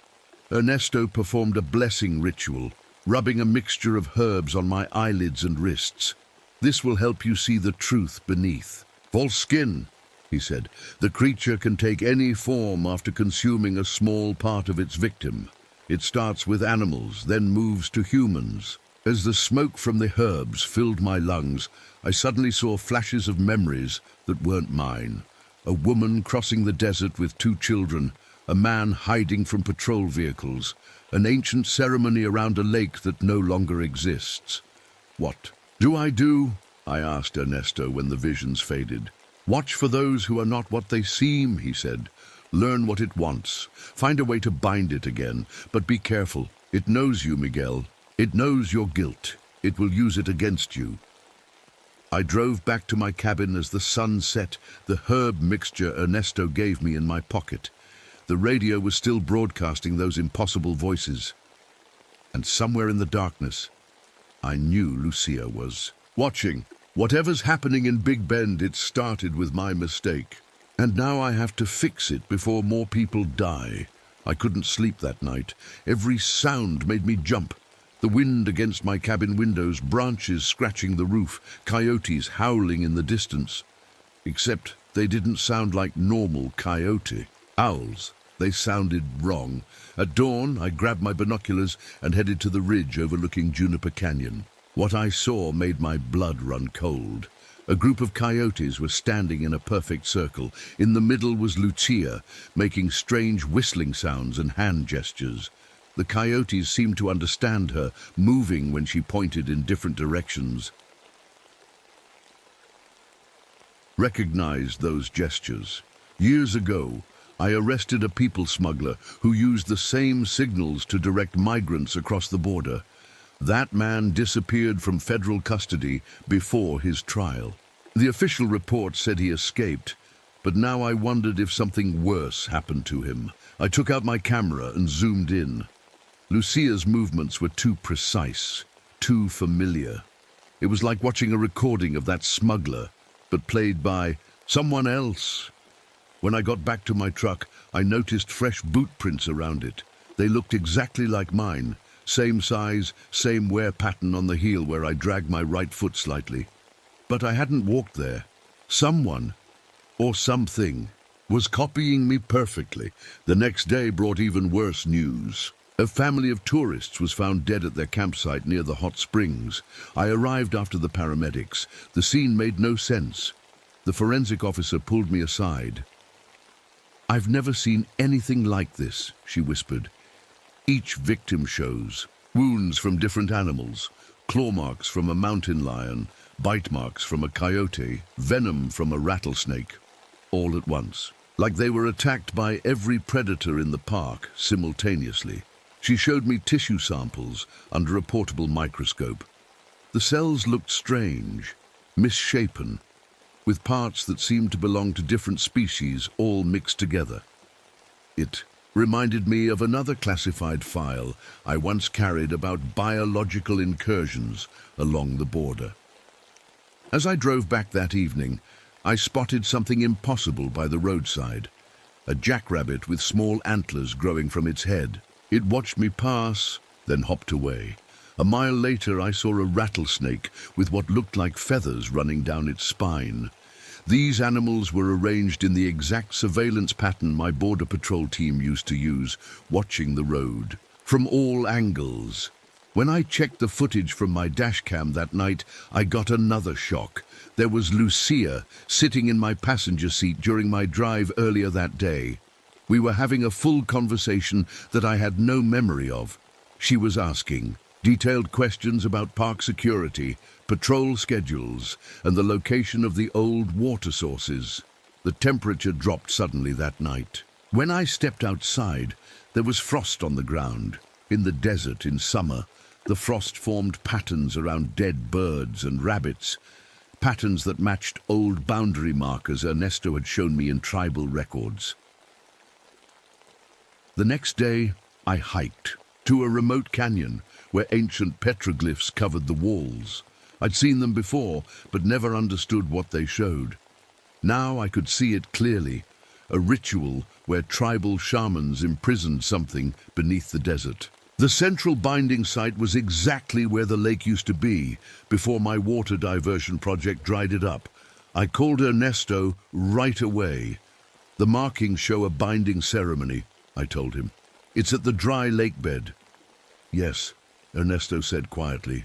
"The Skinwalker was imprisoned there centuries ago by an alliance of tribes. The living water held it. When you took the water, I broke the seal," I finished, my stomach twisting with guilt. "I let it out. That night, I had dreams like I've never had before. I was seeing through the eyes of different animals. A hawk soaring over the park, watching hikers below. A coyote stalking the perimeter of the ranger station. A snake slithering under my own cabin." When I woke up, I found drawings scattered across my desk. Detailed notes about patrol schedules, blind, spots in our security cameras, and the movements of park visitors. All in my own handwriting, though I had no memory of making them. Visitors started reporting seeing me in restricted areas of the park when I was miles away. Security footage showed someone who looked exactly like me, moving through the visitor center and maintenance areas. But if you looked closely, something was off. The way he walked was slightly wrong. The expressions didn't quite match my face. It was like someone wearing my skin who didn't quite know how to act like me. I got a call from a rancher whose property borders the park. His cattle were being born wrong, calves with extra eyes, sheep with scales instead of wool. When we took tissue samples, they showed the same impossible mixture of different species, cells. That's when I started watching my fellow ranger, Thomas Wells. Thomas had been acting strange for weeks, eating raw meat when he thought no one was looking, staring at people too long, like he was studying them. Worst of all, I heard him quietly repeating conversations I'd had with those dying migrants, private confessions no one else had heard. I followed Thomas after his shift ended. He drove to a hidden canyon that wasn't on any tourist maps. I watched from the ridge as he arranged dozens of animal skins in a circular pattern on the ground. The arrangement matched aerial photographs I'd seen years ago, unexplained desert formations that Border Patrol had classified under Project Sentinel. Wilderness! I remembered the herbs Ernesto had given me. I rubbed some on my eyelids as I watched Thomas. For a moment, my vision blurred, then cleared. What I saw wasn't Thomas anymore. It was like a shadow with too many limbs, draped in patches of skin from different animals and humans. Some of the human faces I recognized. Hikers reported missing over the past years. One face belonged to the people smuggler who had escaped from custody. I backed away slowly, but stepped on a branch. The thing that wasn't Thomas looked up at me with eyes that glowed in the darkness. It smiled with Thomas's face, but the smile was all wrong. I ran back to my truck and drove straight to my cabin. Inside, I found an old journal that had been hidden in the wall behind a loose board. It was written by a ranger from 1925, describing the exact same events. Inside-out animals, shape-shifting creatures, visitors going missing. The handwriting in the journal started normal, but gradually changed throughout, becoming more distorted with each entry. By the final pages, the handwriting was identical to my own. The water in my tap had turned brown and bitter. When I accidentally splashed some on my arm, it left a rash in the shape of the spiral pattern I'd seen on the plants. I remembered Ernesto mentioning that skinwalkers could contaminate water sources, causing hallucinations and making it easier for them to control minds. That's when Lucia knocked on my door. "Hello, Miguel," she said, her voice exactly like my mother's now. "I know what happened at the border. I know what you told Father Reyes after those migrants died. How you couldn't sleep for weeks. How you started drinking to forget their faces. My blood ran cold. I had confessed to Father Reyes in private. No one else had been there. That's when I realized what was happening. The skinwalker wasn't just copying bodies. It was absorbing memories, knowledge, everything that made its victims who they were. And it was using that knowledge to hunt more effectively, to learn about our patrol patterns and security systems." As Lucia smiled at me with that not quite right smile, I knew I needed to find where it kept the skins of its victims. If Ernesto was right, the creature needed to preserve the original skin to maintain its disguise. Somewhere in Big Bend, there was a place where it kept all the faces it had stolen, and I needed to find it before it took mine too. I didn't let Lucia in. I made an excuse about being in the middle of a radio call and told her to come back tomorrow. She smiled that wrong smile again and left without arguing.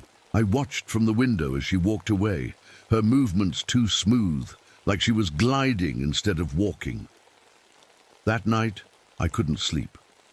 I kept thinking about what Ernesto had said, that the skinwalker needs to keep the original skin to maintain its disguise. If that was true, there had to be a place where it kept all those skins.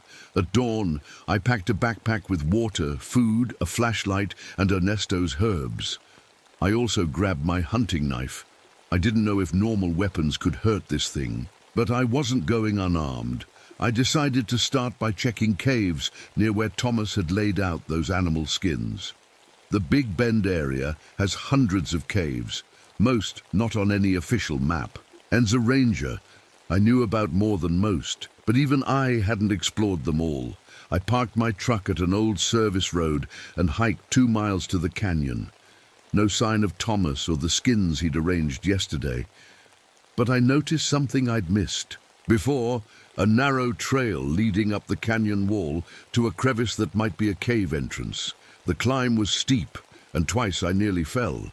When I reached the crevice, I had to squeeze through sideways. Inside, it widened into a low tunnel. I turned on my flashlight and followed it deeper, crawling in places where the ceiling dipped. The smell hit me first, like rotten meat mixed with something chemical. Then my light caught something hanging from the cave ceiling. I stepped closer and had to fight not to throw up.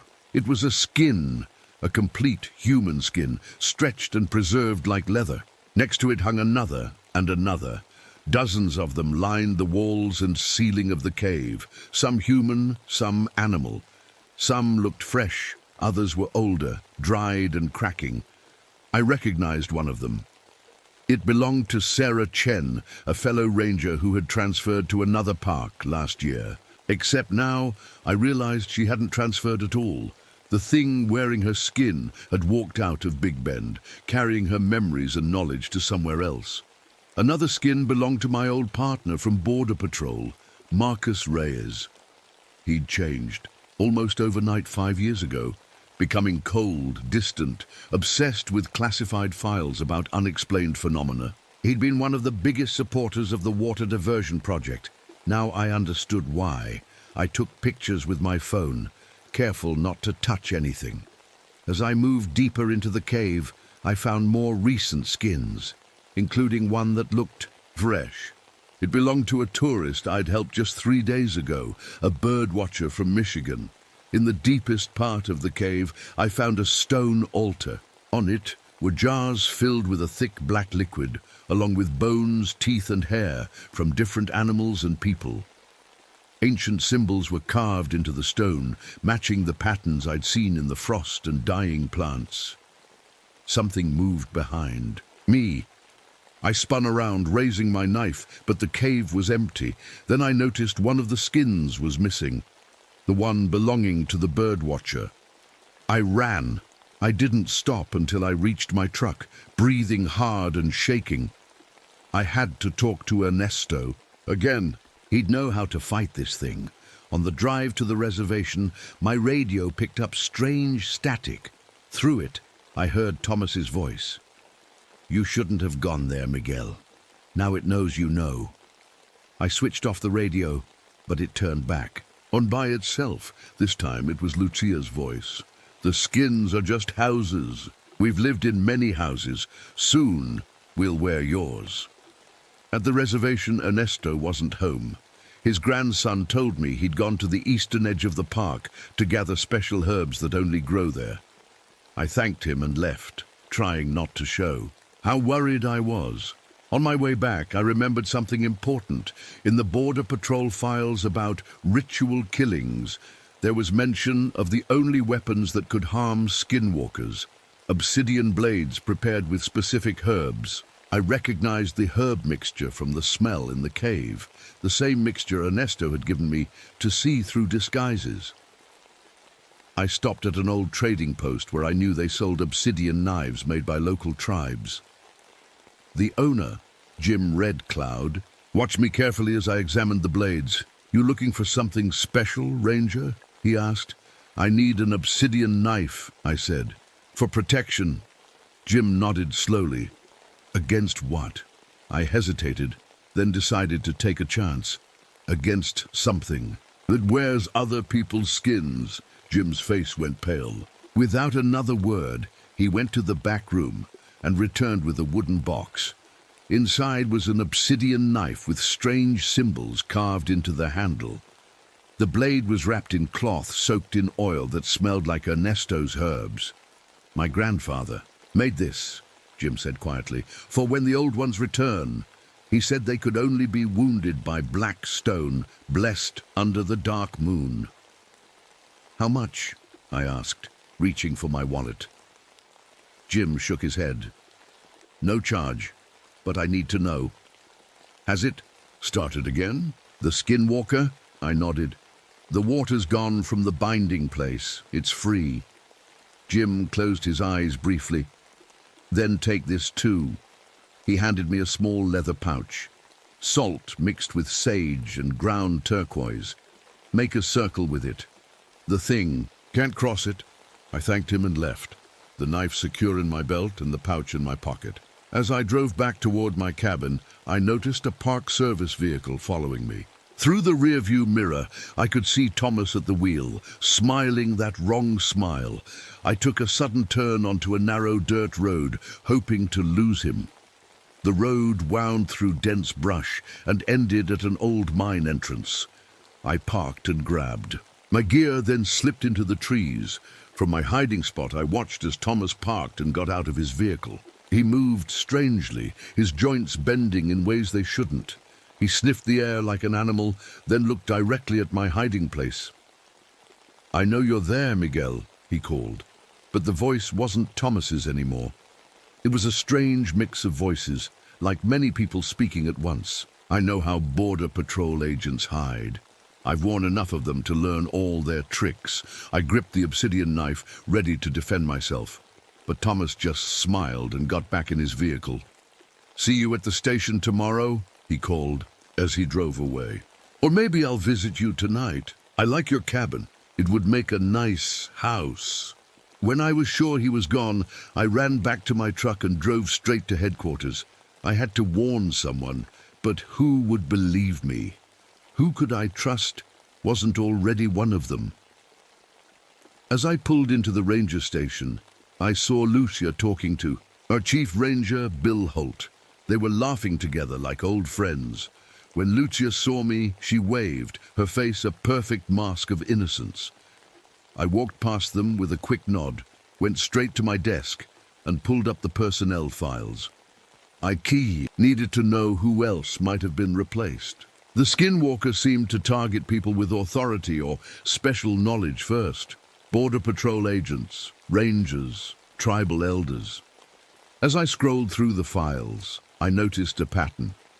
Over the past 5 years, since the water diversion project, 12 rangers had transferred to other parks. None had been in touch since leaving. All had undergone personality changes before their transfers. The Skinwalker wasn't just taking random victims. It was systematically infiltrating the Park Service, learning our procedures, gaining access to restricted areas. And now it was watching me through the eyes of my friends and colleagues. I couldn't trust anyone anymore. Not Thomas, not Chief Holt, not even the other rangers I'd worked with for years. Any of them could be wearing stolen skins, waiting for a chance to take mine. That's when I got the call about Ernesto. They'd found his truck abandoned on the eastern edge of the park. No sign of him anywhere.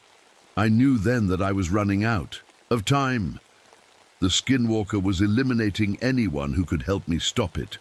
Soon, there would be no one left who knew the truth. I drove straight to where they'd found Ernesto's truck. The search team was already there.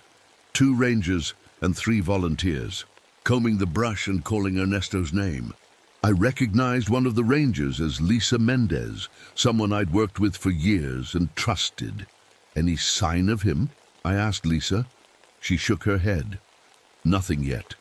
His walking stick was on the passenger seat, which is strange. Ernesto never goes anywhere without it." I nodded, feeling sick. "I'm going to check that ridge," I said, pointing to a rocky outcrop about half a mile away. "He might have gone looking for certain plants that grow up there." Lisa looked doubtful. "That's pretty steep terrain for a man his age." "Trust me," I said. "Ernesto knows these mountains better than any of us." I hiked up to the ridge alone, following a faint trail that I knew Ernesto used. Near the top, I found crushed sage leaves and footprints. Someone had been here recently. The footprints led to a small cave opening. My hand went to the obsidian knife at my belt as I approached the cave. "Ernesto?" I called softly. No answer. I turned on my flashlight and entered. The cave wasn't deep, just a single chamber about the size of my living room. In the center lay Ernesto, his body twisted in an unnatural position.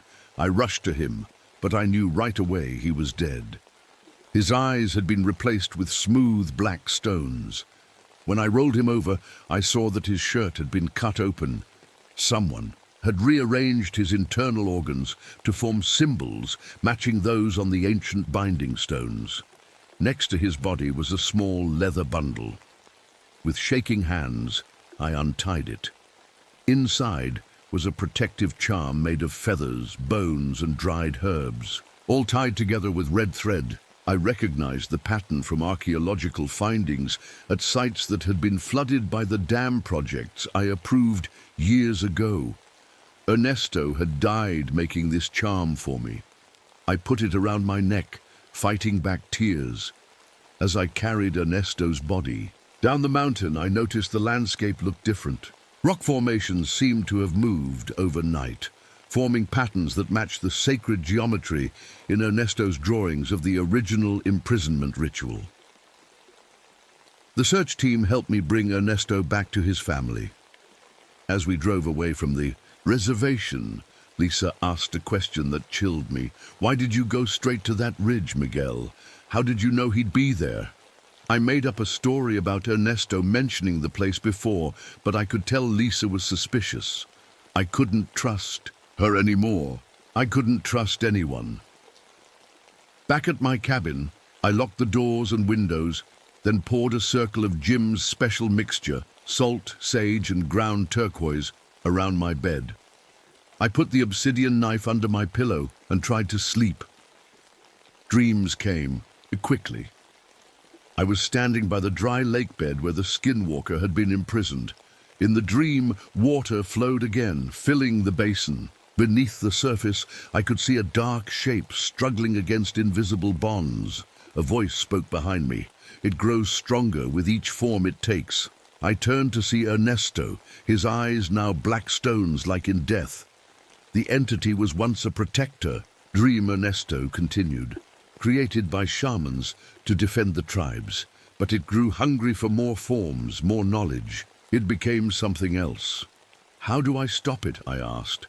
The binding place remembers its purpose, he said. The land itself wants to help. Look for the signs. I woke up covered in sweat.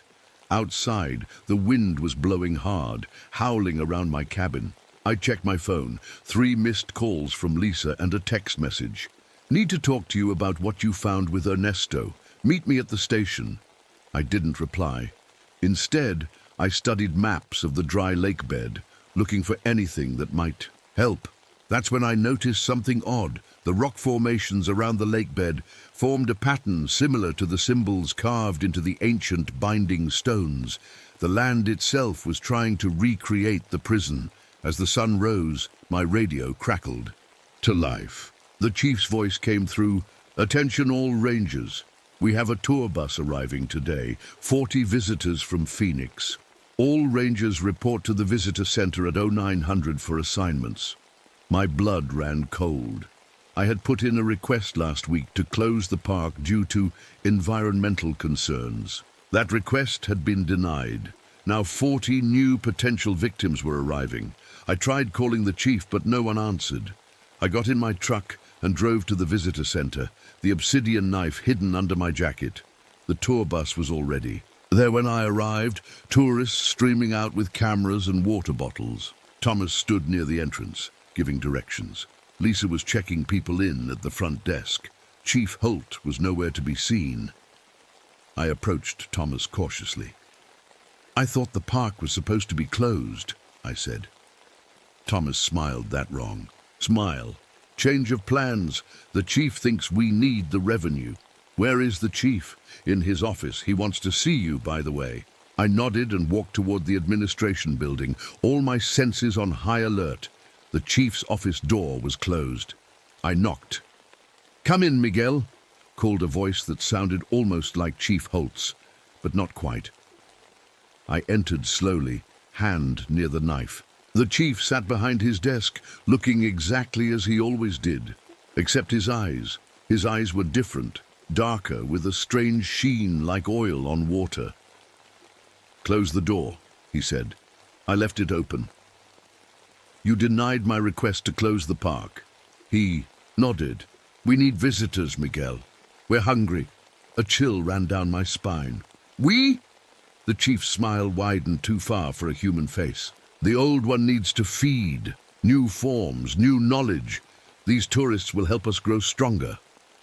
"I won't let you hurt them," I said. The chief laughed. "And how will you stop us? You're alone, Miguel Dominguez. Everyone you trusted is already wearing a new skin." From outside came the sound of the tour bus engine starting. I ran to the window. The bus was pulling away, but no tourists were on board, just the driver, who I now recognized as Lucia. "Where is she taking them?" I demanded. "To the feeding ground," the chief said calmly. "To the dry lake bed. The old one is hungry." I ran out of the office and jumped in my truck. The bus had a 5-minute head start, but I knew a shortcut. I sped down dirt roads, dust billowing behind me, praying I'd reach the tourists in time. When I got to the lake bed, the bus was parked and empty. Footprints led toward a depression in the center of the basin, a place that would have been the deepest part of the lake before my water diversion project dried it up. I grabbed my binoculars from the glove compartment. In the distance, I could see the tourists gathered in a circle. In the center stood Lucia, except she wasn't Lucia anymore. She kept changing, her form shifting between different people, like a TV with bad reception. One moment she was Lucia, the next she was Thomas, then Lisa, then the bus driver, then people I didn't recognize. Probably other victims from over them years. The tourists seemed frozen in place, unable to run. I checked my weapons, the obsidian knife, Ernesto's charm, and the pouch of protective mixture. Not much against whatever was happening out there, but it was all I had. As I approached the circle on foot, I heard Lucia, Thomas, whoever, speaking to the tourists. Her voice changed with each sentence, jumping between male and female, young and old. "You will be part of something ancient," she was saying. "Your forms will join with us. Your knowledge will make us stronger." I crept closer, using the brush for cover. From this distance, I could see that many of the tourists' eyes had gone, glassy, like they were in a trance. A few were crying silently or trembling. Then I saw what was in the center of the circle, behind the shape-shifting figure. A hole had opened in the ground, and something was climbing out. Something dark and formless, like living shadow. It reached, out with limbs that weren't quite arms, touching the tourists one by one. Wherever it touched, the person's skin began to loosen, as if preparing to be removed. I had to act now. I took out Jim's pouch and poured some of the mixture into my hand. According to him, the skinwalker couldn't cross a circle made of this stuff. I began making a wide circle around the whole group, staying low and quiet. If I could trap the entity inside, maybe I could find a way to push it back into the hole. I was halfway around when a voice behind me said, "Hello, Miguel." I turned to see Lucia standing there, except I'd just seen her in the center of the circle. How could she be here too? That's when I realized my mistake. There wasn't just one skinwalker, there were many. "You're too late," Lucia said, her voice shifting between different tones as she spoke. "We are many now. The first of us awoke when you took the water. It found others of its kind, sleeping beneath the desert. Together, we grow stronger." I gripped the obsidian knife. "What do you want?" "To live, to learn, to wear new skins." Her face rippled, features flowing like water until she looked exactly like me. My face, my uniform, my voice. "Your skin will be especially useful. People trust park rangers." I backed away, continuing to pour the protective mixture in a line between us. Lucia, wearing my face, stopped at the line, unable to cross. "Clever," she said, "but temporary. The winds will blow your little barrier away soon enough." I had to reach the tourists. While Lucia was blocked, I ran toward the circle of people. Some had already collapsed, their skin hanging loose like empty clothing. The shadow thing was moving from person to person, touching each one. "Stop!" I shouted, pulling out Ernesto's charm. "Leave them alone." The shadow thing paused. The shifting figure at its side, the original skinwalker I guessed, turned to look at me. For a moment it wore Ernesto's face. "Miguel," it said with Ernesto's voice, "you brought this upon us all. Your water diversion project broke the seal. Now we are free. I'll fix it," I said. "I'll bring the water back." The thing laughed with a dozen different voices at once. "Too late. We've grown beyond our prison. Once we take these new forms, we'll leave this place. Spread across your world. Every skin we wear teaches us more about being human." The shadow thing reached for another tourist, a young woman who screamed as it touched her. I rushed forward, slashing at the reaching limb with my obsidian knife. The blade passed through the shadow, which shrieked and pulled back. Black ichor dripped from where I'd cut it. The skinwalker wearing Ernesto's face snarled. It began to change, cycling rapidly through dozens of different forms. Men, women, children. Some I recognized as missing hikers or rangers, others as migrants who had died in the desert after my water diversion. Their faces showed pain as they briefly appeared, their expressions accusing me. I saw Elena Vasquez, the young mother who died of thirst with her children. I saw Javier Ortiz, the old man we found curled around his empty water bottle.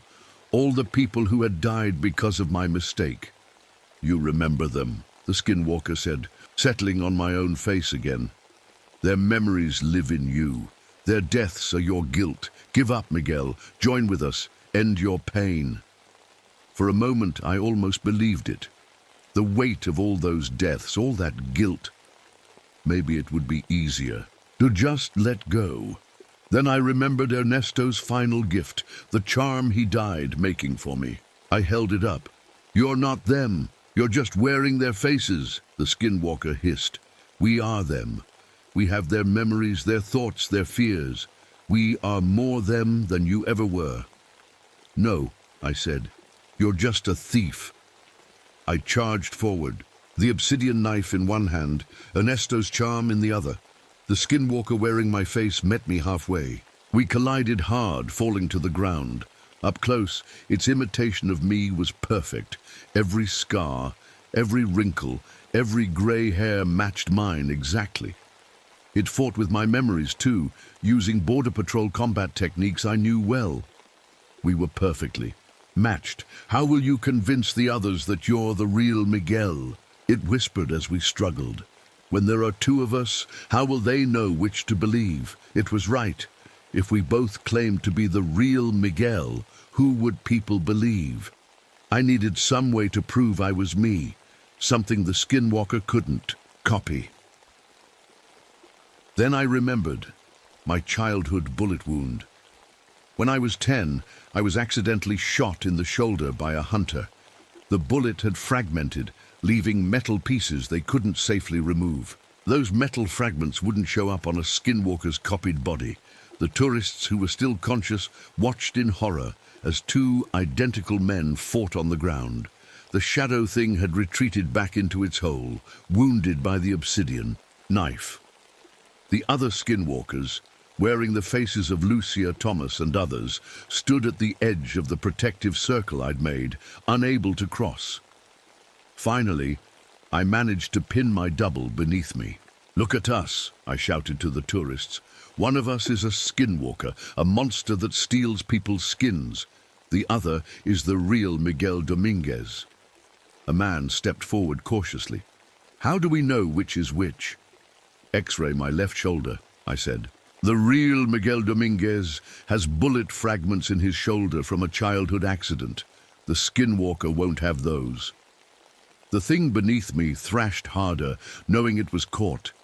Its face began to shift, losing its perfect copy of my features. "It's changing!" someone shouted. "That one's the monster!" The skinwalker threw me off with inhuman strength and ran toward the hole where the shadow thing had disappeared. I chased after it, throwing Ernesto's charm like a net. The charm landed on the skinwalker's back and began to glow with a strange blue light.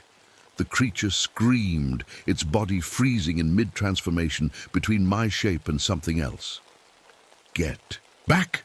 I shouted to the tourists. "Run to the road! Find help!" Most of them fled, but a few stayed, including a young man and woman who looked like they might be park rangers or guides themselves. "What can we do?" the woman asked. "Help me get these things back in their prison," I said, pointing to the hole. "That's where they were bound before." The skinwalker was still frozen by Ernesto's charm, half transformed into something no longer human. The others remained trapped outside my protective circle. We had a small window of opportunity. I remembered what Dream Ernesto had told me. The binding place remembers its purpose. The land itself wants to help. I looked around at the rock formations that had rearranged themselves into the binding pattern. The dry lake bed seemed to pulse slightly, like something breathing beneath the surface. We need water, I realized. The original binding used water to hold them. The young man nodded. "There's a water truck at the visitor center for firefighting. I can get it." "Go," I said. "Fast. We don't have much time." While he ran for help, the woman and I dragged the frozen skinwalker toward the hole. It was heavy, and its skin felt wrong, too cold, too smooth, like plastic rather than flesh. The other skinwalkers paced around my protective circle, looking for a way in. The wind was starting to blow some of the mixture away, just as Lucia had predicted. We didn't have long. "What else do we need for the binding?" the woman asked. I thought about what Ernesto had told me about the original ritual. Something silver and blood. A guardian's blood. I pulled out my pocket knife and cut my palm, letting the blood drip into the hole. "I'm the one who broke the seal," I said. "Now I'll be the one to fix it." The woman took off her silver necklace and dropped it in as well. "Will that work?" "I don't know," I admitted. "But it's all we have." 20 minutes later, the water truck arrived, driven by the young man and, surprisingly, Lisa Mendez. I tensed when I saw her, not sure if she was real or another skinwalker. "Miguel," she called. "What the hell is happening? John here says there are monsters." "Stay back," I warned. "Don't cross the line." She stopped at the edge of my fading protective circle.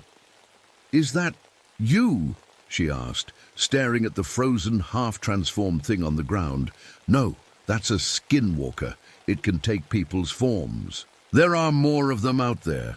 I nodded toward the others, who were still pacing at the edge of the circle. Lisa's eyes widened, like the thing wearing the chief's face. It tried to attack me at the station. I locked it in a cell, so Lisa was still Lisa. I felt a flood of relief that at least one of my friends was still human. "We need to flood this hole," I explained. "It's their prison. Water will hold them." Together, we hooked up the water truck's hose and began pumping water into the opening. As the water flowed in, the ground began to shake. The frozen skinwalker started to melt, its features running like wax. The others at the edge of the circle shrieked and backed away. "It's working!" the young man shouted. The water level rose, quickly, forming a small pond in the depression. The melting skinwalker sank beneath the surface. The shadow thing rose up one last time, reaching for us with its formless limbs. "You won't hold us forever, Miguel Dominguez," it said with a dozen voices at once. "The water will dry up again. We will return." "Not if I can help it," I replied. As the water continued to flow, the other skinwalkers began to change too, their stolen forms melting away to reveal their true nature, shadowy, many-limbed things that slithered toward the growing pond as if pulled by some invisible force. Lisa grabbed my arm. "What are they doing?" "The binding is calling them back," I said. "The ritual is working." One by one, the skinwalkers sank into the water, which had turned black with their essence. Last to go was the one wearing Lucia's face. Before it sank, it looked at me with hate-filled eyes. "We know you now, Miguel. We've worn your thoughts. When we return, we'll find you first." Then it was gone, leaving only ripples on the dark water. We stayed there until sunset, making sure nothing came back out. The park service sent more rangers and medical help for the tourists. Some had died, their skins stolen by the creatures. Others were in shock, but physically unharmed. I knew the binding was temporary. As long as the water remained, the skinwalkers would stay trapped. But in this desert, water always eventually disappears. 2 months later, I stood at the edge of the pond that had once been a dry lakebed. Project Sentinel, a government task force I'd never heard of before all this happened, had taken over. They'd installed a permanent water supply system, ensuring the pond would never dry up again. They'd also set up monitoring equipment around the perimeter. Dr. Eleanor Crane, the lead scientist from Sentinel, approached me as I stared into the dark water. "How are you feeling, Ranger Dominguez?" "Fine," I lied. Ever since that day, I'd felt strange, cold in my bones, like I'd never be warm again. Any unusual symptoms? Gaps in memory? Visual disturbances? I almost told her about the nightmares, about waking up sometimes to find notes written in my handwriting that I didn't remember writing, about how my reflection sometimes moved differently than I did. "No," I said instead. "Nothing unusual." She nodded and made a note on her tablet. "Well, keep us updated." The binding appears stable for now. After she left, I walked back to my truck. I felt drawn to check my reflection in the side mirror. My face looked normal, the same face I'd seen every day for 40 years. But as I turned to open the door, I caught a glimpse of my reflection moving independently, its hand rising to the glass, while mine remained at my side. I spun back to look, but now the reflection matched me perfectly again. Was I imagining things, going crazy from the stress? Then I noticed something on the window, words written from the inside in the fog of my breath. "The border between us thins with each moon. Your skin awaits my return." I stepped back, heart pounding. What had Ernesto said? The skinwalker absorbs memories, knowledge. It becomes more like its victims with each new form. What if, in fighting it, I had somehow let part of it inside me? Or what if part of me was now trapped with it beneath the water? I looked back at the dark pond in the distance, wondering which side of the border I was really on now. That night, Dr. Crane updated my file for Project Sentinel. Partial containment successful. Subject shows early signs of integration with entity. Continue monitoring for complete breach or successful symbiosis. I don't know what that means, but sometimes when I'm alone in my cabin, I catch myself whistling the strange tunes Lucia used to command the coyotes. And sometimes, in my dreams, I'm swimming in dark water, looking up at the world through a prison of rippling light, waiting for the day when the border between us thins enough to reach through and take back what was stolen.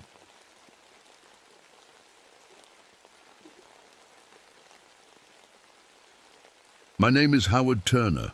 I'm 45 years old, and I've been a park ranger at Carlsbad Caverns for almost 15 years now. Funny thing is, I'm scared of tight spaces. Claustrophobia, they call it. Got it after watching my father die in a mining collapse when I was just a kid. Yet here I am, leading people underground for a living. Today's tour is different, though. We're going somewhere new, a chamber system we just found last month. 6 people signed up for this special access tour. I checked my watch, 8:30 a.m., time to meet them. "Good morning, everyone," I said, forcing a smile. "I'm Ranger Turner. I'll be your guide today." I looked over the group. There was Dr. Emily Williams, a geologist who wouldn't stop talking about limestone formations. Next to her stood Mark Peters, a photographer with 3 expensive cameras hanging around his neck. Sarah Johnson, a reporter from the local paper, was scribbling in her notepad already. Then there was Gregory Palmer, a rich guy who apparently loved caves so much he paid double to join this tour. The last 2 kept to themselves, a man and woman standing slightly apart from the others. The man wore hiking pants, but I noticed something right away. Government-issue boots peeking out from under those civilian pants. I'd seen those boots before. "Before we head down," I said, "let me go over safety procedures." As I explained about helmets and emergency protocols, my mind was somewhere else. This wasn't just a tour for me. I was looking for something, my father's final research cache. He'd hidden it somewhere deep in these caves. His journal, which I found hidden in our attic last year, mentioned the hollow evolution, whatever that meant. After gearing everyone up, we started our descent. The main tourist paths were well lit and spacious, nice and safe, but after 45 minutes of walking, we reached a narrow passage marked "Staff Only." "This is where the tourist trail ends," I announced, trying to keep my voice steady. "From here on, we're going into newly discovered chambers. Stay close." I felt my chest tighten as we entered the narrow passage. Deep breaths, Howard. Deep breaths. As we moved deeper, I set up safety lines and checked air quality. That's when I saw them, unusual scratches in the limestone wall, 3 parallel lines, then 2 crossing them. I froze. Those exact marks were drawn in my father's journal. "Everything okay, Ranger Turner?" asked Sarah, the reporter. "Yeah, just checking the rock formation," I lied. "These scratches shouldn't exist according to normal geology. But my father's rejected papers talked about them, signs of what he called adaptive evolution in isolated ecosystems." We continued downward, the path getting narrower. The weight of the mountain above us felt heavier with every step. Our radio crackled with static as we checked in with the surface team. "Base, this is Turner. We've reached the split chamber. All good here. Over." Just static in response. "Base, do you copy? Over." More static. I checked the depth gauge on my equipment. 476 feet below the surface. A chill ran through me. 476 feet was the exact depth where my father's final transmission ended before he disappeared during that government expedition in 1938. "Looks like we're out of radio range," I told the group, trying to sound casual. "That happens sometimes. We'll try again when we reach the next chamber." Dr. Williams knelt down, examining something embedded in the cave floor. "Ranger Turner, what do you make of these?" I crouched beside her. Small bones were stuck in the calcite flow, almost like they'd been growing with it. Human finger bones, but wrong somehow, longer, with strange notches where muscles would attach. "Probably animal remains," I said. But I recognized them from my father's sketches. He'd labeled them as human bones, showing evidence of evolutionary adaptation to cave environments. As we moved into a larger chamber, something else seemed off. The temperature had jumped by almost 10 degrees. "Is there geothermal activity down here?" Palmer asked, removing his jacket. "No," I replied. "There shouldn't be." But my father's journal mentioned incubation chambers with unusually warm temperatures, places he said were essential for the development of what he called the hollow ones. Mark, the photographer, started taking pictures of the impressive stalactites hanging from the ceiling. His flash lit up the darkness in quick bursts. "Hey, did you see that?" he suddenly asked, lowering his camera. "See what?" I asked, my heart beating faster.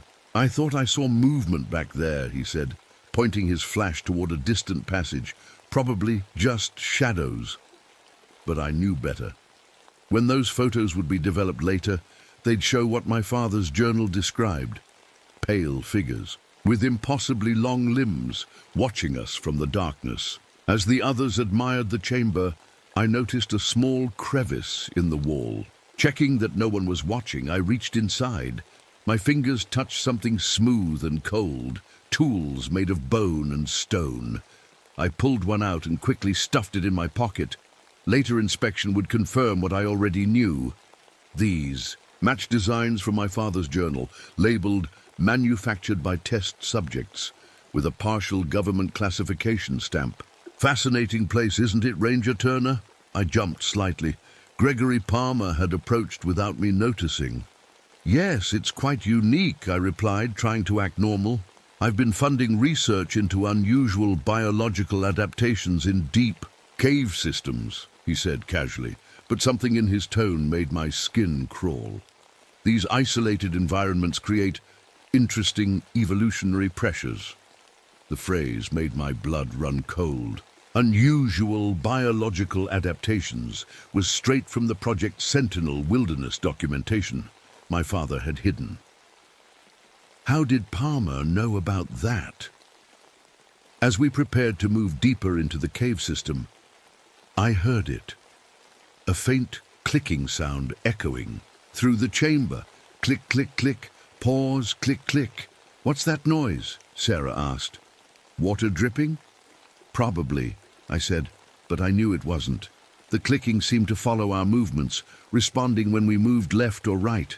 It matched exactly the phonograph recordings labeled subject vocalizations during Phase 3 that I'd found hidden with my father's papers.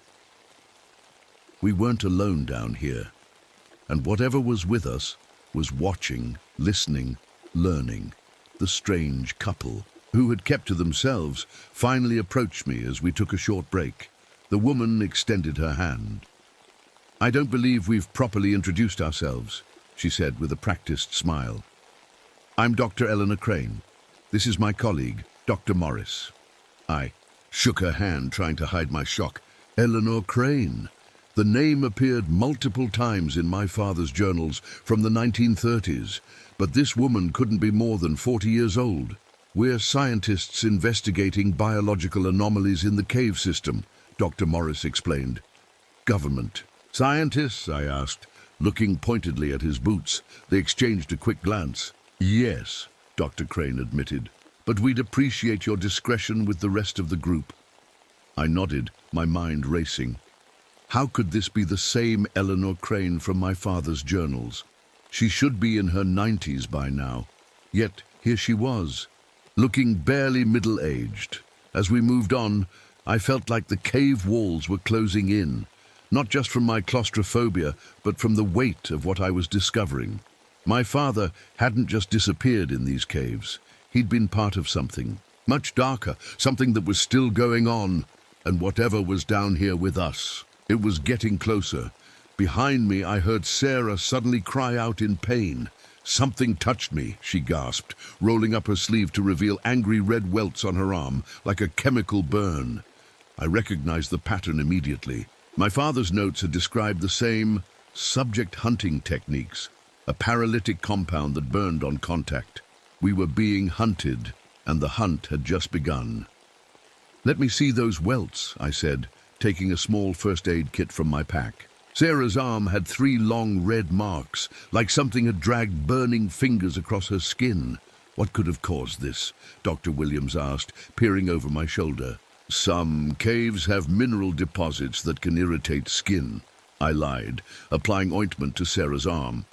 I knew exactly what had caused it, the same paralytic compound my father had documented. The creatures, the subjects, used it to slow down their prey. Did anyone see anything touch her? I asked, looking around the group.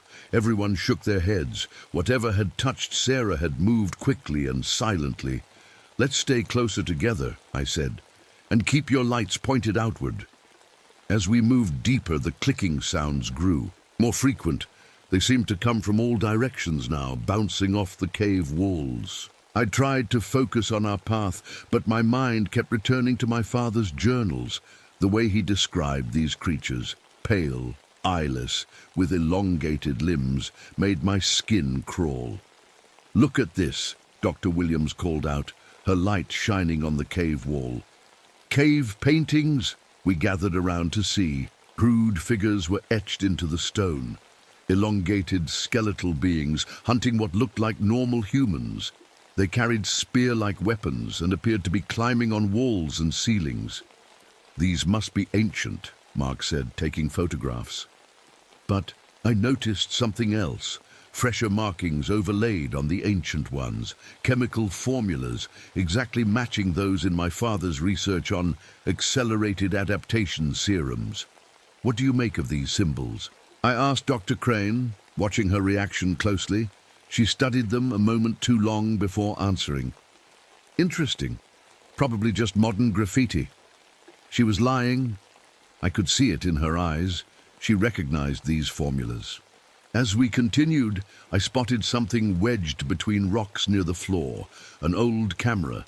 The metal was corroded, but the case had protected it from the worst of the cave's moisture. I picked it up, pretending to examine it casually, but my heart was racing. On the film canister inside was a label in faded ink, my father's handwriting, evidence of successful adaptation, Phase 4, subjects now self-sustaining. I quickly tucked it into my pack. This camera was from the 1947 expedition that was reported lost. I needed to develop that film. We should be approaching the cathedral chamber soon, I announced, checking my map. It's supposed to be one of the largest in this system. As we walked, Dr. Morris fell into step beside me. Turner, he said quietly. Howard Turner. Any relation to James Turner, who worked these caves in the 30s? My father. I kept my face neutral. My father. He died in a cave-in. Is that what they told you? He asked. Before I could respond, our lights began to flicker, all of them, at the same time. I just put in fresh batteries this morning, Mark said, tapping his flashlight. Me too, added Sarah. I checked my own light. The power was draining in a specific pattern, exactly like the electromagnetic pattern my father had documented before subject hunting behavior. Everyone, back up lights now, I ordered. And stay together. Palmer moved closer to me as we walked. You know what's happening, don't you, Ranger Turner? He whispered. You've seen this before. I ignored him, focusing on keeping the group moving. We needed to reach the cathedral chamber. A larger space would be easier to defend. The passage widened, and we emerged into an enormous cavern. Our lights couldn't reach the ceiling, but they illuminated strange stalactite formations hanging down like massive organic structures. My breath caught in my throat. I recognized this place from my father's sketches. He'd labeled it Nursery Chamber for Phase 5 Development. Amazing, Dr. Williams said, examining the mineral deposits along one wall. These have been harvested systematically. See the tool marks? I looked closer. The marks matched mining techniques I had developed and published in engineering journals years ago, but that was impossible. No one had been down here until now, unless the creatures had been studying human technology, studying my work. The feeling of being watched intensified. I couldn't shake it. The same sensation my father described in his final journal entries. They're learning faster than we anticipated. This is no longer containable. As the others spread out to examine the chamber, I found a small alcove where I could quickly look through my father's journal pages I'd brought with me. I needed to understand what we were facing. What's that you're reading so intently? I jumped. Dr. Crane stood behind me, her eyes on my father's journal. I closed it quickly. Just some notes on the cave system. Those looked like James Turner's. Notes, she said. I'd recognize his handwriting anywhere. I stared at her. How is that possible? You're too young to have known my father. She smiled thinly. I was there, Howard. I was part of Project Sentinel from the beginning. That's impossible, I said. You'd be 94, she finished. For me, the same treatments we gave the test subjects had other applications. Before I could process this, Mark called out from across the chamber. Hey, guys! I found something! We hurried over. Mark was examining a worn backpack wedged between rocks. Looks like someone's been here before us, he said, pulling out a water bottle and a moldy sandwich. That's Jason Miller's backpack, I said, recognizing it. He went missing 3 years ago during a routine survey. Inside the backpack was a journal. The early entries were normal, observations about the cave, measurements, notes about his equipment. But then they changed. Day 3. Heard strange clicking sounds today, probably just water. Day 4. Saw something move at the edge of my light. Pale, like a person, but wrong somehow. Day 5. They're watching me. The pale men who walk on walls. The final entries became harder to read, the handwriting deteriorating. They're putting something in me, in my skin. It burns, can feel it moving inside. The last entry was just scribbles. We need to leave, I said, closing the journal. Now. But we've barely begun to explore, Palmer protested. This isn't a discussion, I replied. We're going back. As I turned to lead the way out, small rocks fell from the ceiling, blocking one of the passages. Was that a small cave-in? Sarah asked nervously. No, I said. It was too controlled. This matched the hunting tactics in my father's notes exactly. They isolate the weakest first, using environmental manipulation rather than direct confrontation. We needed to move fast. But which way? The falling rocks had cut off our primary. Route back. There's an alternate path through here, I said, pointing to a narrower passage. Single file, stay close. As we made our way through the tight passage, Mark, who was at the back of our line, suddenly stopped to adjust his camera strap. Hurry up, Mark, I called back. Just a second, he replied. That second was all it took. More rocks fell, cutting him off from the rest of us. Mark, Sarah shouted. Then we heard it, Mark's scream, followed by strange chittering sounds and the unmistakable noise of something being dragged across stone. Mark! Sarah tried to climb over the fallen rocks. Stop! I pulled her back. We can't help him now. What do you mean we have to go after him? She cried. Listen, I said. The cavern had gone completely silent. No more dragging sounds, no more screams, just the returning clicks, now sounding almost like laughter. What's happening? Dr. Williams asked, her voice trembling. We're being hunted, I said simply. There was no point in hiding it anymore. And we need to keep moving if we want to stay alive. A blood trail led away from the rockfall, disappearing into a crevice too narrow for an adult to follow. The blood smeared in patterns identical to the trail markings in my father's sketches of subject territories. They've marked their hunting ground, Dr. Crane said, examining the blood patterns. They're getting bolder. What exactly are they? Palmer demanded. You know, don't you? Both of you do. Dr. Crane looked at me, then at the group. They were human once, soldiers, specifically, part of a government program in 1907 called Operation Adaptive Warrior, designed to create troops capable of fighting in any environment. What went wrong? Sarah asked. Nothing went wrong, Dr. Crane replied coldly. The program was a complete success. The subjects adapted perfectly to the cave environment, just more completely than anyone anticipated. I stared at her, feeling sick. And my father, what was his role? Your father was assigned to Project Sentinel, the long-term observation program. He was supposed to monitor their development, not interact with them. She paused, but he became fascinated by their evolution. Palmer smiled, a predatory grin that made me uneasy. And here we all are, decades later, checking in on how the experiment is progressing.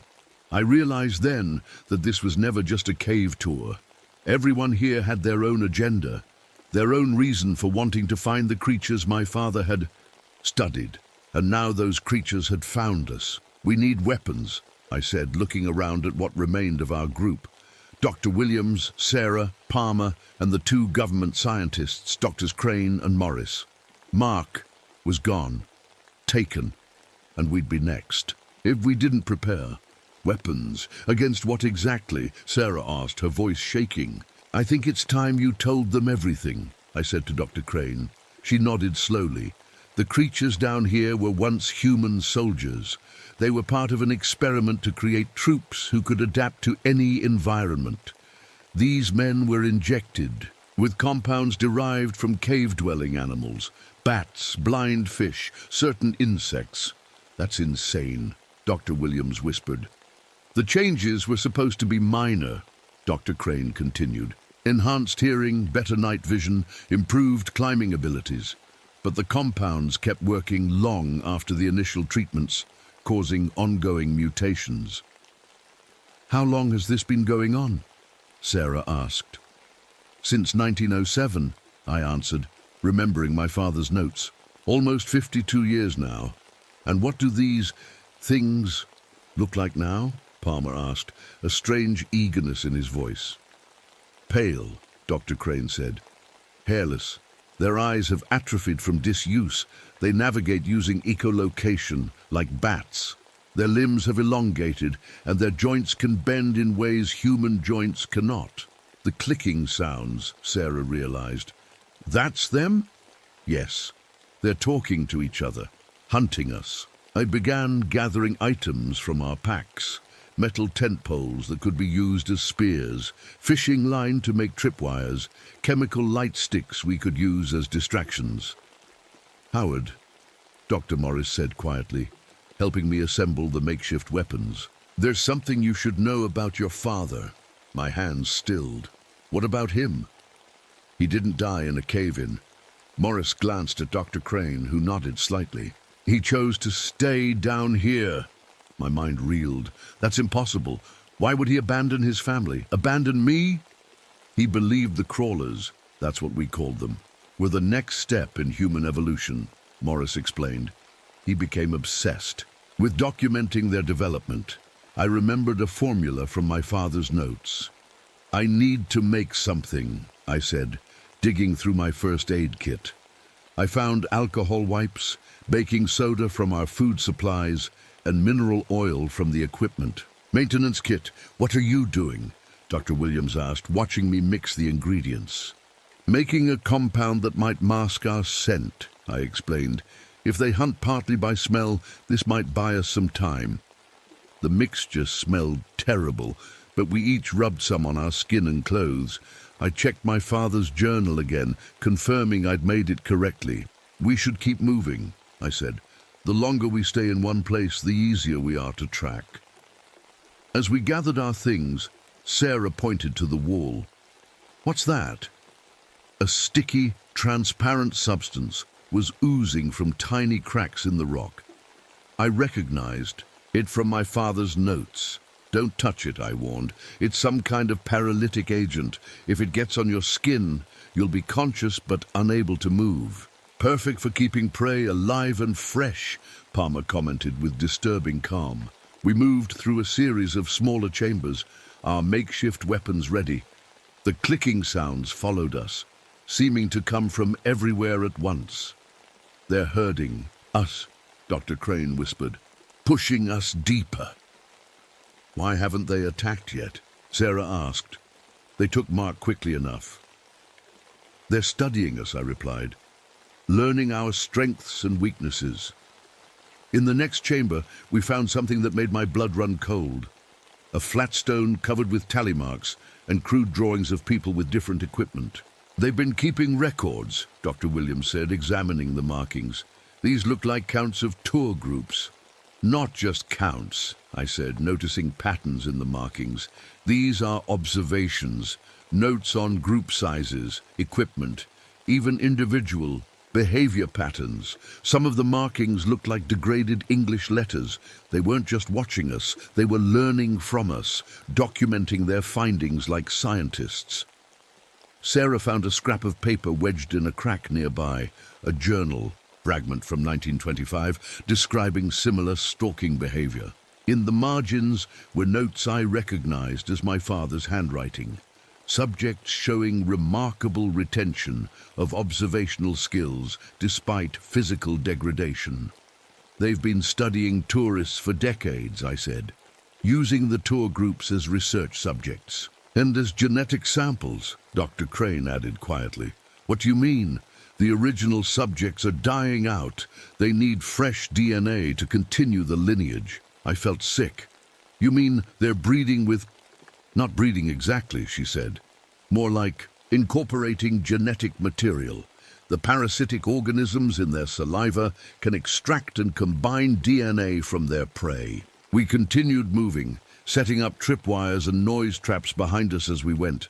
When we found a defensible chamber with only 2 entrances, we decided to rest in shifts. I'll take first watch, I volunteered. You all get some sleep. Tomorrow we'll try to find our way back to the surface. Dr. Williams was the first to fall asleep, exhausted from the day's horrors. Then Sarah, then Dr. Morris. Dr. Crane and Palmer remained awake, talking quietly some distance away from me. I couldn't hear what they were saying, but their body language suggested they knew each other better than they had let on. As the others slept, I heard a faint noise from one of the passages, not the usual clicking, but a softer sound, almost like breathing. I raised my light slowly. For just a moment, my beam caught a glimpse of something watching us from a high crevice, a pale, hairless figure with impossibly long fingers and huge, cup-like ears. Its mouth was too wide for its face, lined with small, sharp teeth. It had no eyes, just smooth skin where eyes should be, but the most disturbing thing was how it moved, flowing away like liquid when my light touched it, bending in ways that would break human bones. I nudged Dr. Crane awake. "I saw one," I whispered. "Just one that I could see." "There are probably more," she nodded grimly. "There are always more."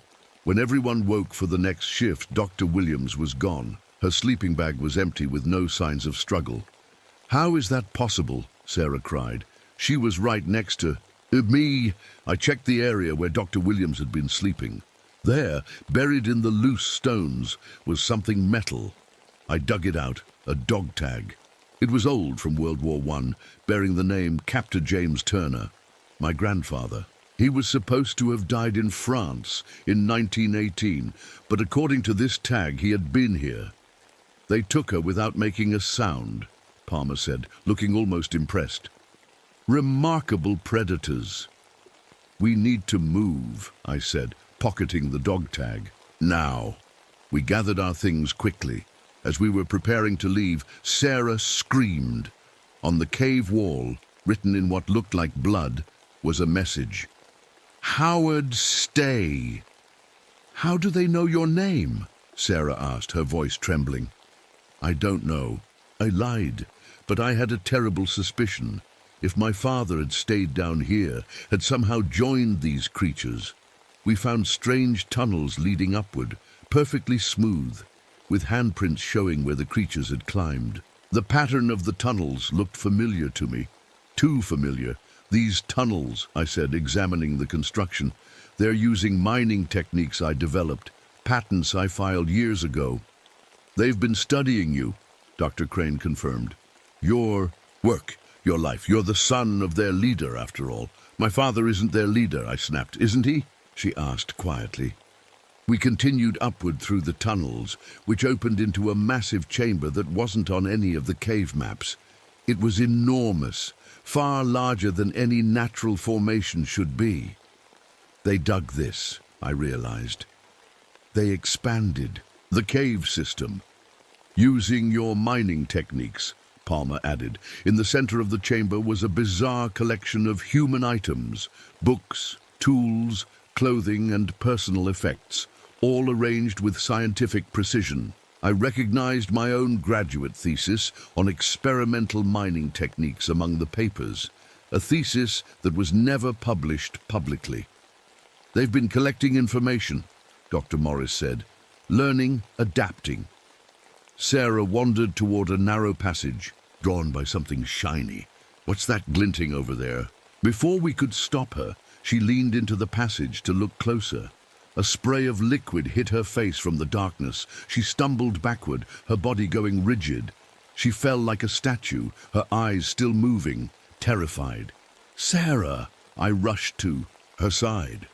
She was completely paralyzed but fully conscious, exactly as described in my father's notes on the crawler's communication fluids.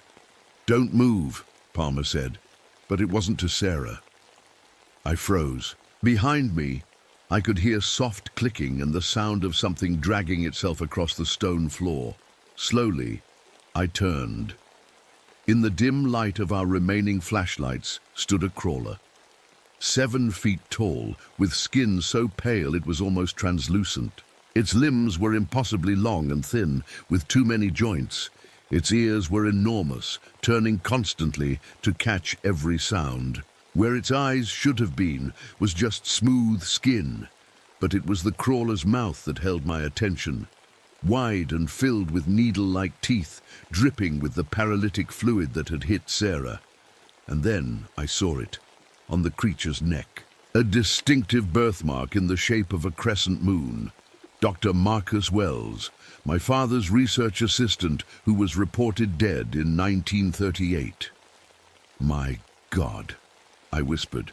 The creature tilted its head, listening to my voice. Then it made a sound. Not clicking this time, but a raspy approximation of words. How odd to know. It knew my name. It knew who I was, and somehow I knew it had been waiting for me for a very long time. I couldn't move. The creature, once Dr. Marcus Wells, stood before me, its head tilting as it studied me. "You look like James," it rasped, the words coming with obvious difficulty. "My father's name. This thing knew my father. Where is he?" I asked, my voice barely above a whisper. "Where is my father?" Before the crawler could respond, Dr. Morris pulled out a gun I didn't know he had and fired at the creature. The shot echoed deafeningly. In the chamber, the crawler screamed a high, piercing sound that hurt my ears and scrambled up the wall with impossible speed, disappearing into a crack in the ceiling. "What are you doing?" Dr. Crane shouted at Morris. "We need them alive!" "It was about to attack," Morris replied, "but I could tell he was lying." "No, it wasn't," I said. "It was talking to me." All around us, angry clicking sounds filled the chamber, coming from dozens of unseen throats. The shot had alerted others, many others. "We need to move," Palmer said urgently. "Now!" "What about Sarah?" I asked, looking at her paralyzed form. Her eyes were wide with fear, tracking our movements. She could see and hear everything, but couldn't move a muscle. "We can't carry her," Dr. Crane said coldly. "The paralysis will wear off in a few hours. If she's lucky, they'll keep her alive until then." "We're not leaving her," I insisted. "Then you're staying with her," Palmer replied, already backing toward an exit tunnel. "But we're going." Dr. Morris looked torn. "Howard, there's nothing we can do for her now. These creatures, they're faster than us, stronger than us, and they know these caves better than we ever will." "Then why did you come down here at all?" I demanded. "To assess the containment," Dr. Crane replied. "To see if the crawlers were still successfully isolated from the outside world. And to retrieve samples," Palmer added with a cold smile. "My company has been very interested in the paralytic compound these creatures produce. Imagine the pharmaceutical applications." So that was it. Palmer represented some pharmaceutical corporation looking to profit from the crawlers' adaptations. And the government, through Crane and Morris, wanted to make sure their old experiment remained secret. What about my father?" I asked Dr. Crane. "Is he still alive down here?" Something flashed across her face, hesitation, maybe even fear. In a manner of speaking. "What does that mean?" "Later," she said. "If we survive, I'll tell you everything then." The clicking sounds were getting closer. We had to move. "I'm sorry, Sarah," I whispered, touching her rigid hand. Her eyes pleaded with me. I pulled off my jacket and covered her with it. "We'll come back for you, I promise." We hurried through a tunnel that sloped upward, hoping it might lead to the surface. The walls here were smoother, clearly carved out by tools. "They've been expanding the cave system for decades," Dr. Morris observed, "using increasingly sophisticated techniques." "My techniques," I said bitterly. "They studied my work, applied it down here." As we climbed, I noticed something strange about the tunnel's air. It was fresher, with a faint breeze. There must be an opening to the surface somewhere ahead. We moved faster, hope giving us new energy. But then we heard something that made us all stop cold, a child's laugh, echoing from a side passage. "What was that?" Palmer whispered. "Mimicry," Dr. Crane said firmly. "They can imitate sounds they've heard. Don't listen." But I was already moving toward the sound. Something pulled me toward that passage, a feeling I couldn't explain. "Howard, stop!" Dr. Crane called after me. I ignored her, entering the side. Passage. It opened into a small chamber, and what I saw there froze me in place. Laboratory equipment, old but still clearly recognizable. Tables covered with notebooks and specimens in jars, and photos pinned to the wall. Photos of crawlers at different stages of transformation. Some still looked mostly human. This was my father's lab. On a central table lay an old journal, open to a page filled with familiar handwriting. I picked it up with trembling hands, reading my father's words. Day 1, 247. The final stage of transformation has begun. I can no longer pass as fully human during my surface visits. Howard turned 12 today. I watched from a distance as Ellen took him to the lake. He's grown so much. I wonder if he'll follow in my footsteps someday. My father had been watching me grow up. All those years I thought he was dead. He'd been observing me from the shadows. He loved you in his way. I spun around. Dr. Crane stood in the entrance to the chamber. How long have you known he was alive? I demanded. The whole time, she admitted. James was too valuable to the project to waste in a mining accident. So we faked his death and brought him here permanently. Why? Why would he agree to that? He didn't at first, she said, but the longer he studied the crawlers, the more fascinated he became with their evolution. Eventually, he volunteered to undergo the transformation himself. I felt sick. He turned himself into one of those things, willingly.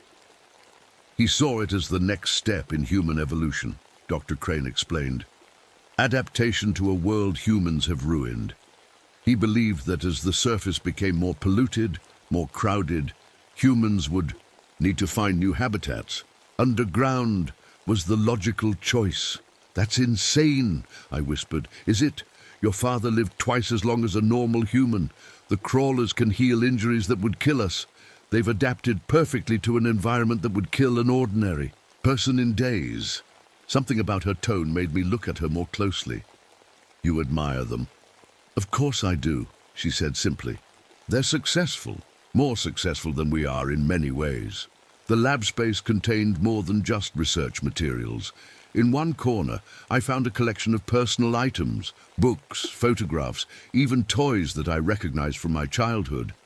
My father had created a shrine to the life he'd left behind, and then I saw it, a photo of me as an adult at my college graduation. A ceremony my father couldn't possibly have attended. He's been watching me my whole life, I realized. He never stopped caring about you, Dr. Crane said. In fact, suddenly the room plunged into darkness as our lights failed simultaneously. The clicking sounds surrounded us, coming from multiple directions. They've found us, Dr. Crane whispered. I fumbled with my backup light, finally getting it to work. Its weak beam showed crawlers entering the chamber from all sides. Pale, eyeless figures flowing through cracks I wouldn't have thought could fit a human finger, let alone an entire body. Morris and Palmer backed into the chamber behind us, surrounded. There are dozens of them, Palmer said, his voice shaking for the first time. The crawlers didn't attack. They surrounded us, clicking to each other, studying us. I noticed they kept a specific distance from me, not threatening, but not approaching either. Then the circle parted, and a new figure entered. This crawler was different, older somehow. Its skin had a grayish tint, and it moved with a slight limp. But what caught my attention was its face. Though distorted by years of mutation, I recognized the strong jaw, the shape of the nose. "Dad?" I whispered.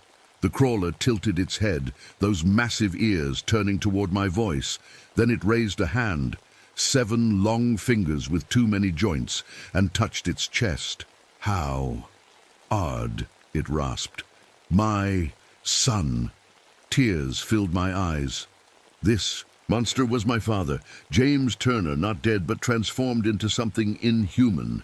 "Why?" I asked, my voice breaking. "Why did you leave us?" The crawler, my father, moved closer. "To protect, to prepare." Prepare for what? Dr. Crane stepped forward. "Your father believed that humanity's future was underground. that eventually all humans would need the adaptations these subjects developed. He was preparing a safe haven for when the world above became uninhabitable. But why me? I asked. Why bring me here now? My father made a strange sound, a raspy chuckle. You brought yourself Min-ing techniques. We use them, called to you. I understood then. My entire career path, mining engineering, then the shift to becoming a park ranger at these specific caverns. It hadn't been random. Somehow, my father had guided me, influenced me from the shadows. Your father has been waiting for you to join him, Dr. Crane explained, to continue his work, the family research. I would never choose this, I said, gesturing to my father's transformed body. You already have, Palmer spoke up. Haven't you noticed your growing comfort in these caves? Your claustrophobia mysteriously fading the deeper we go. The way the crawlers keep their distance from you specifically. I stared at him. What are you talking about? Tell him, Dr. Crane, Palmer urged. Tell him what's already in his blood. Dr. Crane looked at me with something like pity. When you were born, Howard, your father injected you with a dormant form of the adaptation serum. It's been in your system your entire life, waiting to be activated by specific environmental triggers.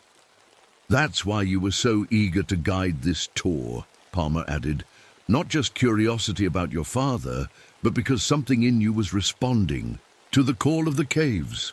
I remembered how my lifelong claustrophobia had mysteriously faded the deeper we went into the cave system. How the crawlers seemed to recognize me, to keep a respectful distance. You're saying I'm already changing.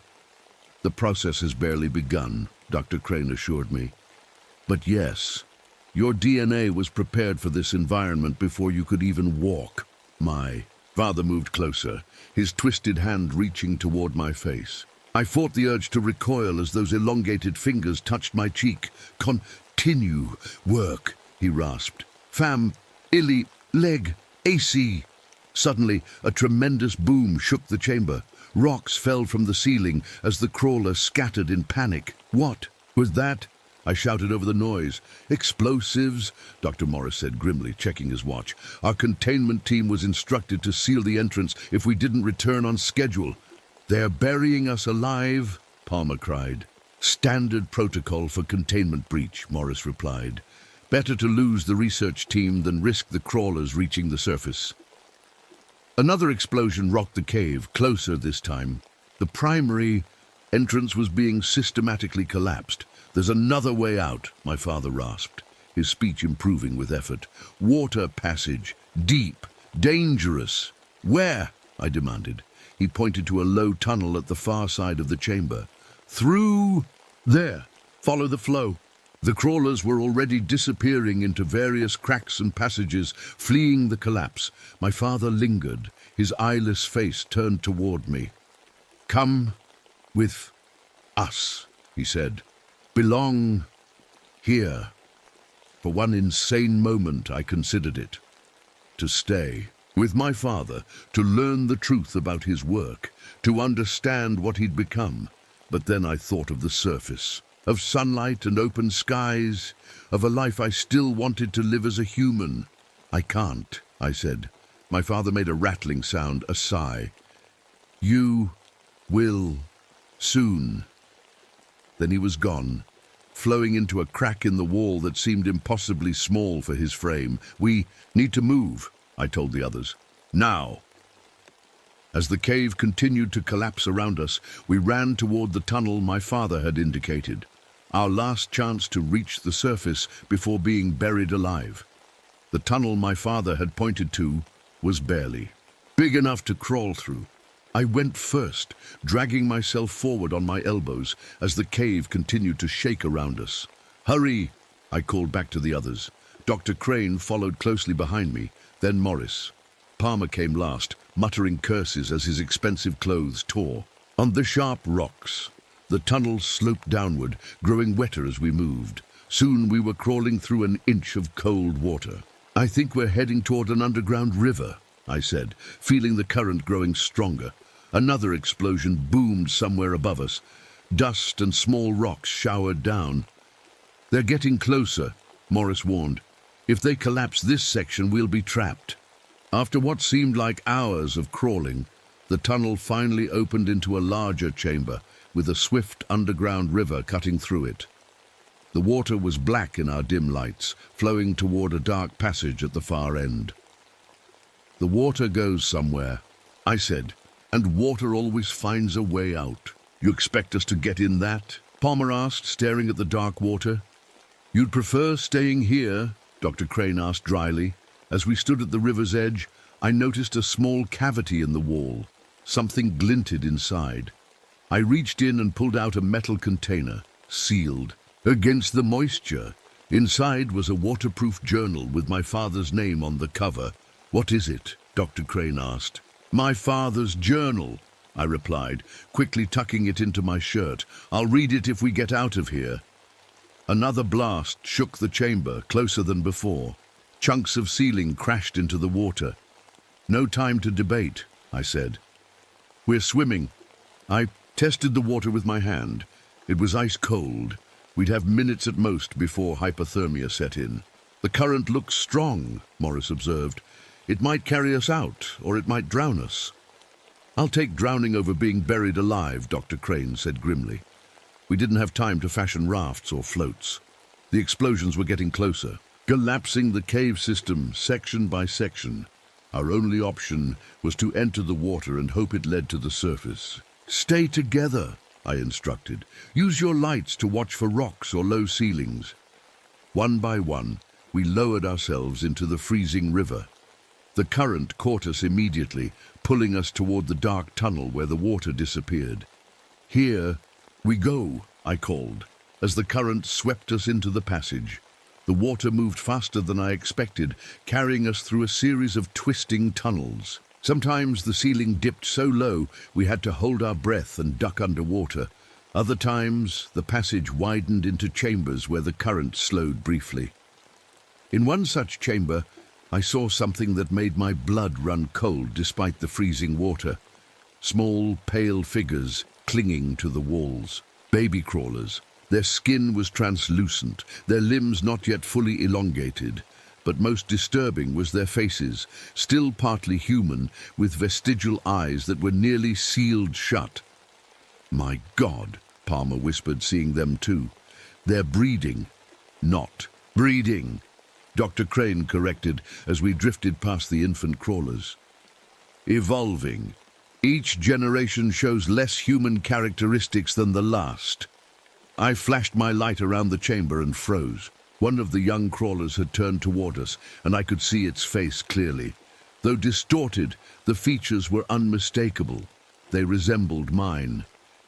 Before I could process this horror, the current caught us again, sweeping us onward through the darkness. The tunnel began to slope more steeply. The water rushed faster, bouncing us against the walls and ceiling. I lost track of the others in the chaos, focusing only on keeping my head above water and my light pointed forward. Then I heard it, a roaring sound ahead. "Underground waterfall," I shouted, hoping the others could hear me. "Brace yourselves!" The river dropped away beneath us. We fell through darkness, crashing into a deep pool below. The impact knocked the air from my lungs. I kicked desperately toward what I hoped was the surface, my lungs burning. I broke the surface with a gasp, coughing and sputtering. My light was still miraculously working, its beam cutting through the darkness. We were in an enormous cavern with a high ceiling. The water here was calmer, flowing gently toward what looked like a low passage. Dr. Crane? Morris? Palmer? I called, sweeping my light across the water. Dr. Crane's head appeared nearby, then Morris. Of Palmer there was no sign. "Where's Palmer?" I asked. As if in answer, pale hands broke the surface of the water, dragging a thrashing Palmer downward. He screamed once before disappearing beneath the black water. "Swim!" I shouted to the others. "Now!" We struck out for the passage where the water flowed outward. Behind us, the surface of the pool churned as multiple crawlers moved beneath it. They were hunting us in their element now. As we neared the passage, I saw Palmer surface once. More, his face a mask of terror. Then I caught a glimpse of my father's distinctive eyes in the crawler that dragged him down again. We reached the low passage and let the current carry us through. It was tight, barely enough space between water and ceiling to breathe. But the flow was gentle here, allowing us to conserve our failing strength. "I think I feel a breeze," Dr. Crane gasped after we'd been floating for some time. She was right. A faint current of fresh air brushed my face, and the darkness ahead seemed less absolute. "We're getting close to the outside," I said, hope surging. Through me. The passage widened gradually, and the ceiling rose higher above the water. The current quickened again, carrying us faster, and then I saw it, a faint grayish light ahead. Dawn was breaking outside, and its light was finding its way into the cave system. With renewed energy, we swam toward the light. The passage opened up, and suddenly we were floating in a small pool at the base of a cliff. Above us, the sky was turning from black to deep blue as morning approached. We dragged ourselves onto the rocky shore, too exhausted to speak. We lay there breathing in the sweet, fresh air, watching the stars fade from the sky. After some time, Dr. Morris broke the silence. "We made it." "Not all of us," I reminded him, thinking of Mark, Dr. Williams, Sarah, and Palmer. "They knew the risks," Dr. Crane said coldly. "Did they?" I asked. "Did any of us really know what we were walking into?" I pulled my father's waterproof journal from my shirt. It had survived the journey. Opening it with trembling hands, I turned to the final entry. "My son will come to me," it read. "Not today, perhaps not for years, but the call of the deep places will grow in him as it grew in me. The adaptation process has already begun in his blood. He will return to continue our work, to document the next stage of human evolution. The family research continues through him. This is not an end, but a beginning." I closed the journal, feeling sick. What had my father done to me? What was already changing in my blood, in my DNA? "We need to report this," Dr. Morris said, pulling himself to his feet. "The containment has been compromised." "No," Dr. Crane replied sharply. "If we report this, they'll send in a cleansing team. Everything will be destroyed. All that research, all those evolutionary insights, lost forever. Those insights killed. 4 people just today," I reminded her. "But think of what we could learn," she insisted. "The pharmaceutical applications alone." Palmer was right about that. The crawler's paralytic compound, their healing abilities, their adaptation to extreme environments. "You sound like my father," I said quietly. She didn't deny it. We found our way to a road by mid-morning and flagged down a passing truck. We told the driver we were cavers who had gotten lost. He drove us back to the National Park headquarters. The park authorities were shocked by our appearance and immediately called for medical help. We were taken to the nearest hospital where doctors examined us for injuries. That's when the symptoms began. It started with sensitivity to light. The hospital fluorescence seemed blindingly bright. Then came a strange urge to make clicking sounds with my tongue. I caught myself doing it without realizing, communicating in some primitive way with sounds instead of words. The doctors noticed other things, unusual readings on our blood tests, strange proteins they couldn't identify. They quarantined us, worried about some unknown cave pathogen. Dr. Crane knew what was happening. "It's begun," she whispered to me from her hospital bed. "The adaptation.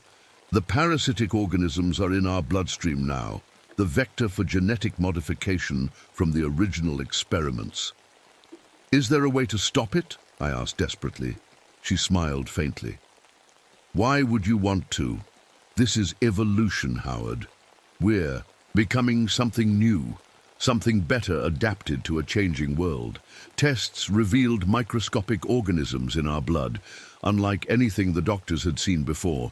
They called in government specialists, men in hazmat suits who took samples, and asked endless questions about the cave system. Dr. Morris disappeared from the hospital 3 days later, taken by government agents, I suspected. Dr. Crane lasted another week before she too vanished. I remained, slowly changing, my senses shifting. My eyes grew more sensitive to light until I had to wear dark glasses, even indoors. My hearing sharpened, until I could hear conversations 3 rooms away. My joints became more flexible, my fingers slightly longer.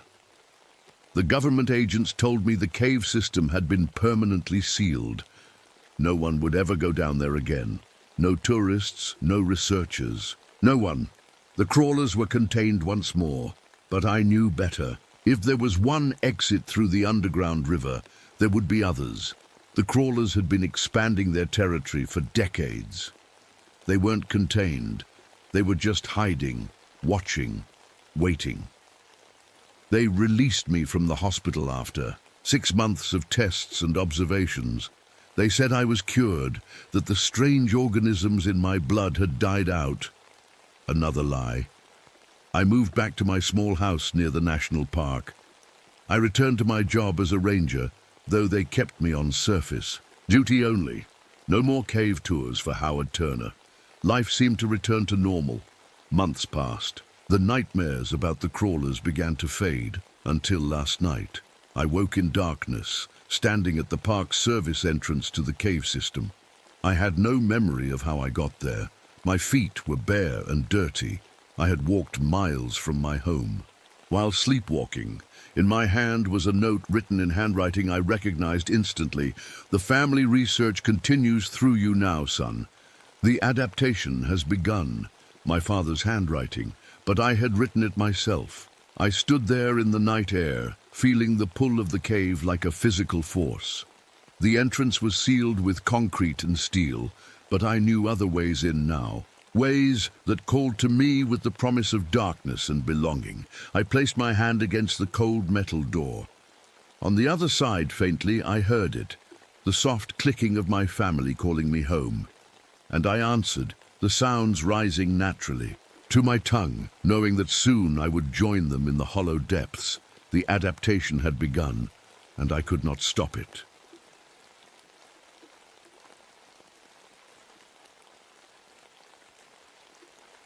My name is Abigail Foster.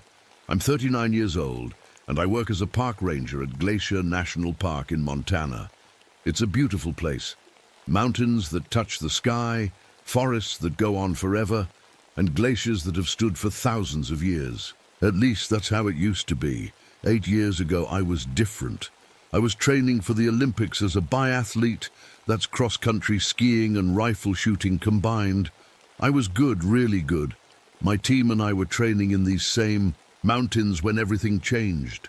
An avalanche hit us. I was the only one who survived. I found shelter in a cave with strange markings on the walls. As I sat there, freezing and scared, I prayed to whatever was listening. "Please, just let me live." Something answered. I didn't know it then, but now I'm starting to understand what happened that day. Winter patrol is my job now. This season has been strange, colder than usual, with storm patterns that don't make sense. The weird thing is, I've been having nightmares about these exact weather patterns. It's like my dreams are showing me where the storms will hit before they happen. I haven't told anyone about this. They'd think I'm crazy.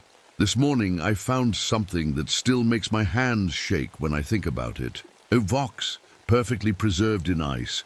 But it wasn't just frozen. It was caught mid-run, like it had been flash frozen in an instant. Its eyes were open, still looking afraid. When I radioed it in, they sent a science team. The guy in charge looked at me funny when he examined it. "This isn't possible," he said. "The cellular preservation, it's like nothing we've seen before." But I had seen it before. My teammates' bodies showed the same impossible preservation. The medical examiners couldn't explain it. I remember one of them whispering to another, "It's like they were frozen from the inside out." The weather equipment is going crazy too. Yesterday, our sensors recorded a temperature drop of 50 degrees in just seconds. Not across the whole park, just in specific spots. When I mapped them out, they formed a pattern that made my blood run cold. It matched exactly the drawings I'd photographed in that cave 8 years ago. I've kept those photos hidden. I don't know why. Something tells me I need to keep them secret. This afternoon, I ran into some Blackfeet tribe members. They were talking to the park director about the geological surveys happening near the eastern glaciers. When they saw me, they stopped talking. One of the elders, a man with deep lines in his face and eyes that seemed to look right through me, approached. "You are the marked one," he said, "the one who survived." I didn't know what to say. How did he know about me? "You should not be here when the ice wakes," he continued. "The winter spirit is stirring." The park director laughed it off, but I couldn't, because just that morning I had found something else. Paw prints in the snow. Wolf prints, but huge. 3 times bigger than any wolf I've ever tracked. And the strangest thing, the snow around the prints was still frozen solid, radiating cold like a freezer with the door open. It had been there for days, not melting. Even in the afternoon sun, I've seen a print like this before, near where my teammates died. One single massive paw print that no one could explain. It wasn't in any official reports, just disappeared. My patrol partner, Jack Whitmore, has been acting weird lately. He's been taking pictures of ice formations, not normal ones, but strange crystalline structures that form in perfect geometric patterns. When he showed me, my stomach dropped. They looked exactly like the frost patterns that formed on my skin after I was rescued. The doctors called it unusual frost damage and took pictures for their records. Yesterday, all our radios picked up a strange sound. A howling that made the hair on my neck stand up. When we checked the equipment afterward, every radio was covered in a thin layer of frost from the inside. The tech guy said it was impossible. He ran the audio through some analysis program. Later, he pulled me aside. "Ranger Foster, this is going to sound crazy, but these frequencies, they match human brainwave patterns, specifically delta waves associated with deep nightmares." I didn't tell him they match my nightmares. This morning was the worst yet. We found a hiker standing upright in a clearing, frozen solid. His face, his expression was exactly the same as my teammates. The exact same look of recognition and terror, like they saw something familiar before they died. When we took his core temperature, the reading was so low the equipment couldn't register it. One of the scientists whispered something about absolute cellular preservation temperature. I've heard those words before. In some documents I found in my Olympic medical file, they were marked Project Sentinel Cold Adaptation Study. I wasn't supposed to see them. Now I'm sitting in my cabin, watching the snow fall in perfect circles. Outside my window, the wind is blowing hard from the west, but the snow is falling in spirals that don't follow the wind at all. They're making symbols in the snow, the same symbols I find myself drawing without thinking when it gets really cold. Something is happening in Glacier National Park, something connected to my survival, to that cave, to the prayer I made 8 years ago, and I'm starting to think that whatever saved me that day is coming to collect its due. I couldn't sleep last night. The wind kept howling outside my cabin, sounding almost like words. When I finally did drift off, Jack Whitmore was in my dreams. He was standing in a field of snow, telling me about a wolf that swallowed the sun. The strangest part, when I met him for morning patrol, he looked tired too. "Had the weirdest dream," he said, rubbing his eyes. "There was this massive wolf, bigger than a house. It was eating the sun and everything went dark and cold. My coffee cup almost slipped from my hand. That was my nightmare. The exact same one I've had for 8 years. I've never told anyone about it. Just a dream," I said, trying to keep my voice steady. But we both knew it wasn't. We were checking the eastern trail when Jack pointed to something on a tree. Someone had carved symbols into the bark, a huge wolf-like creature surrounded by swirling patterns. My hand moved to my hip without thinking. Under my uniform, I have scars from the frostbite I got during the avalanche. They form the exact same pattern. The doctors couldn't explain it. These don't look like normal frostbite scars, they said. They're too deliberate. As we continued our patrol, we noticed something odd. The forest was quiet, too quiet. No birds singing, no squirrels chattering, just empty silence. The animals are gone, Jack said, looking around. All of them. I remembered something from 8 years ago. When the rescue team came for me, they brought dogs to find survivors, but the dogs refused to go near the cave where I had sheltered. They whined and pulled at their leashes, showing the same fear I was seeing in the few animals still in the park.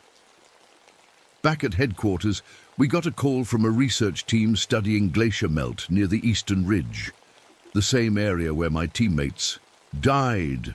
They were panicking, their voices breaking up over the radio. "Something's moving in the ice," one of them said. "There are eyes watching us from inside the glacier." Then the radio went dead. A blizzard hit as we prepared the rescue team. The snow was falling so thick I could barely see my hand in front of my face. That's when I saw it, a massive shadow moving through the white. It looked like a wolf, but it was the size of a small building. For a second, it turned toward me, and I recognized it. It was the same shadow I saw when I was dying of cold in that cave, what I thought was a hallucination from the hypothermia. I called it my shadow protector in my head. When we finally reached the research camp, everything was frozen solid.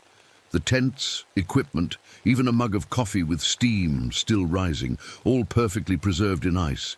It was exactly like the scene where my teammates died.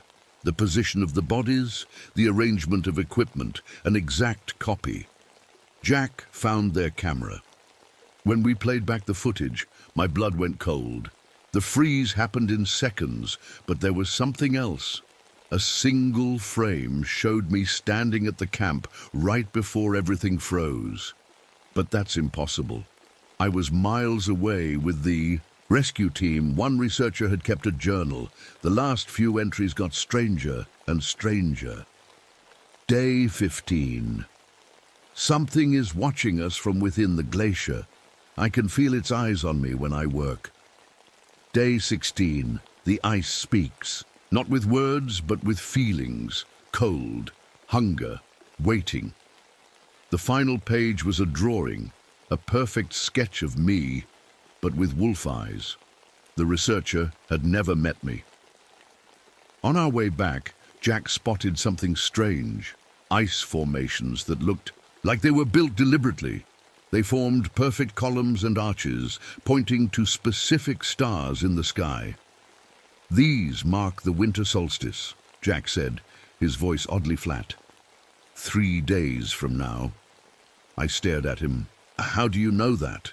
He blinked like he was waking up. I don't know. I just do." When we got back to headquarters, Jack disappeared for a few hours. I found him in the equipment shed, hunched over a collection of ice shards. He had been gathering them from each freezing site we'd found. "They contain memories," he whispered, holding one up to the light. "Look, when I looked through the crystal, I saw flashes of the cave where I had sheltered. Details I had never told anyone. The exact pattern of the drawings. The small crack in the ceiling that looked like a howling wolf. The way the ice had formed around my hands as I prayed. How is this possible?" I asked, my voice shaking. Jack just shook his head. Later that night, I noticed something strange. Despite the temperature dropping to 20 below zero, I wasn't cold. I put my hand in a bucket of snow and nothing, no pain, no numbness. My skin just turned slightly blue like it was absorbing the cold. I went to the medical station and checked my temperature. It was 90 degrees, hypothermic for a normal person, but I felt fine, better than fine. I felt strong.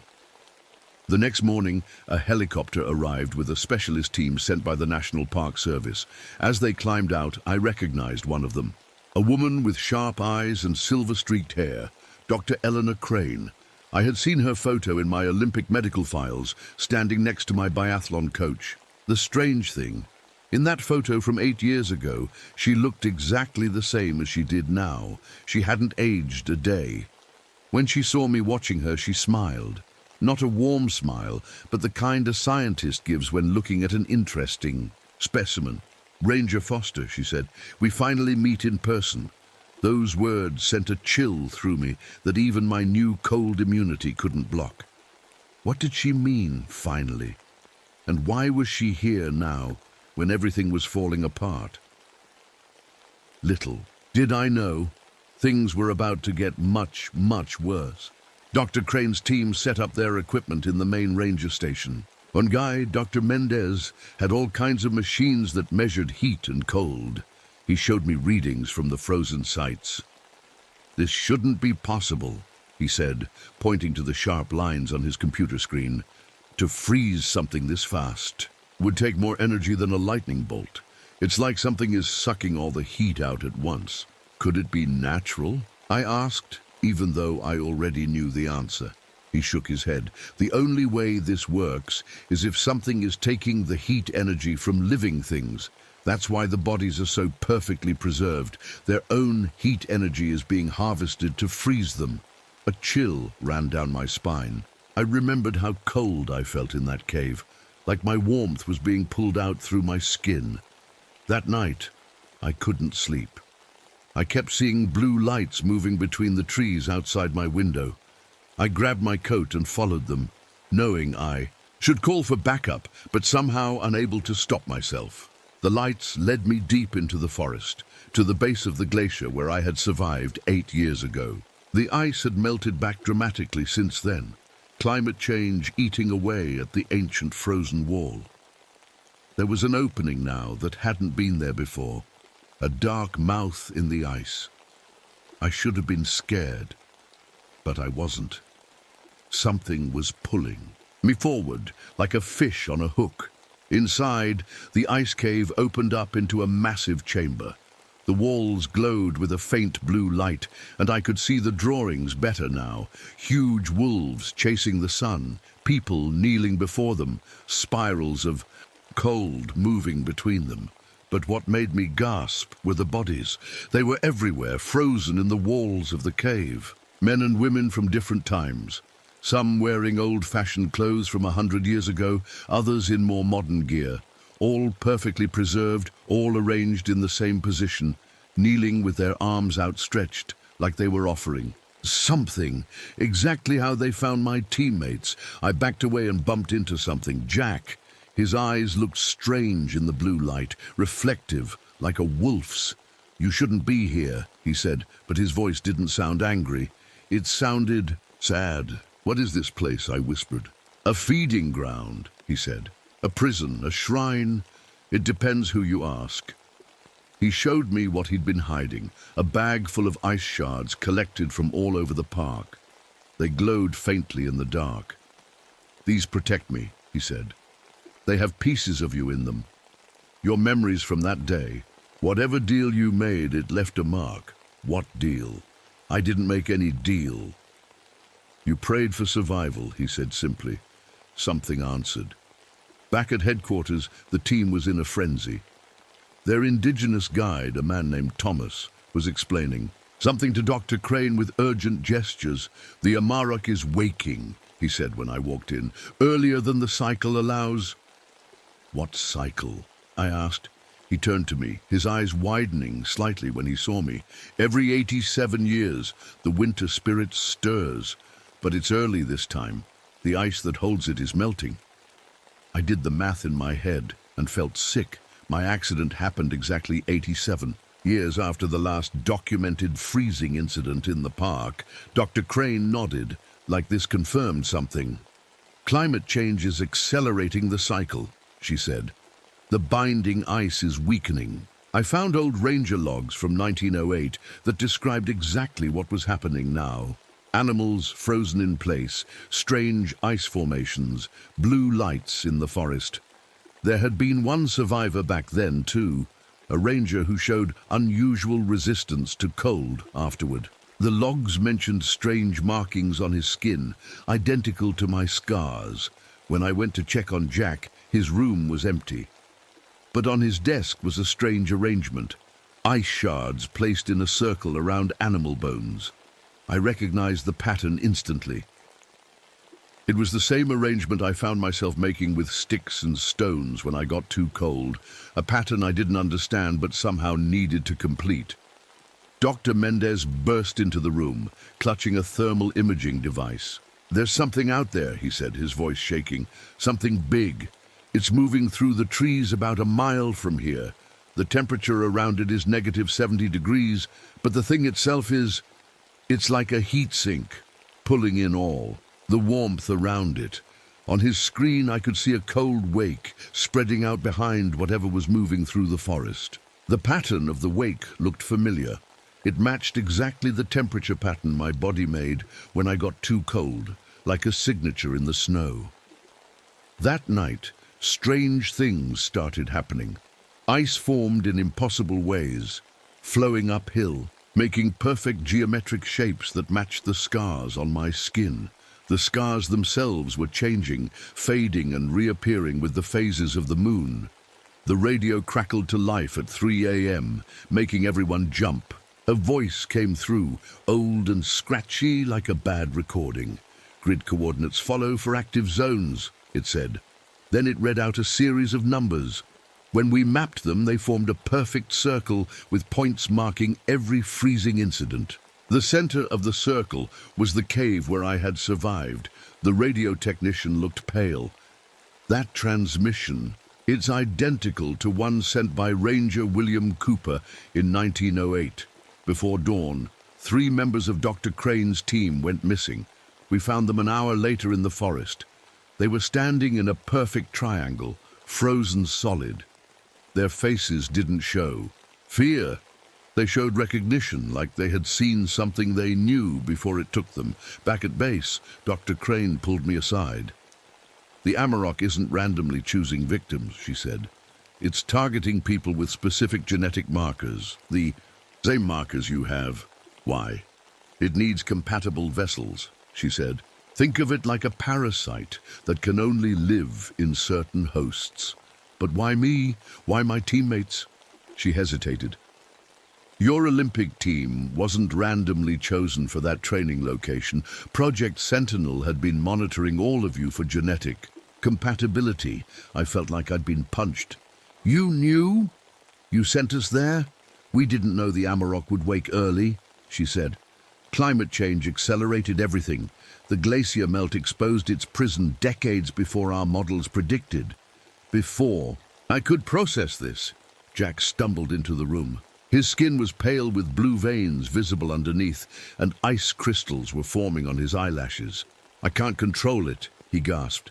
"I keep blacking out. I wake up miles away with no memory of how I got there." I noticed fresh ice crystals growing on his skin in patterns that matched my scars exactly. "What's happening to him?" I asked. Thomas, the indigenous guide, stepped forward. "The Amarok is trying to establish a connection, a secondary vessel." "Can we stop it?" He nodded grimly. "There's a ritual. It's dangerous, but it might break the link."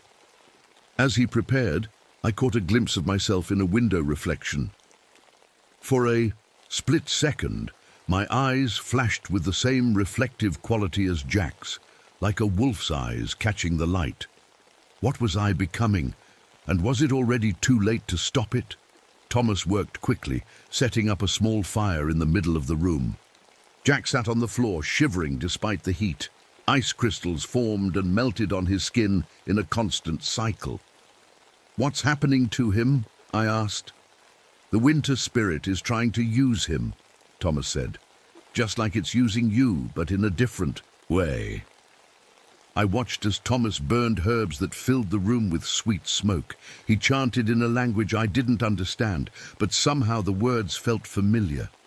Suddenly, Jack stood up. His movements were stiff, like someone else was controlling his body. His eyes had gone completely reflective, like mirrors. With jerky steps, he began arranging the furniture in the room into a pattern. With a shock, I recognized what he was making. It was the same altar I had unknowingly created in the cave when I was desperate and praying for survival. An offering table. "Stop him," Thomas said urgently. "He's creating a gateway."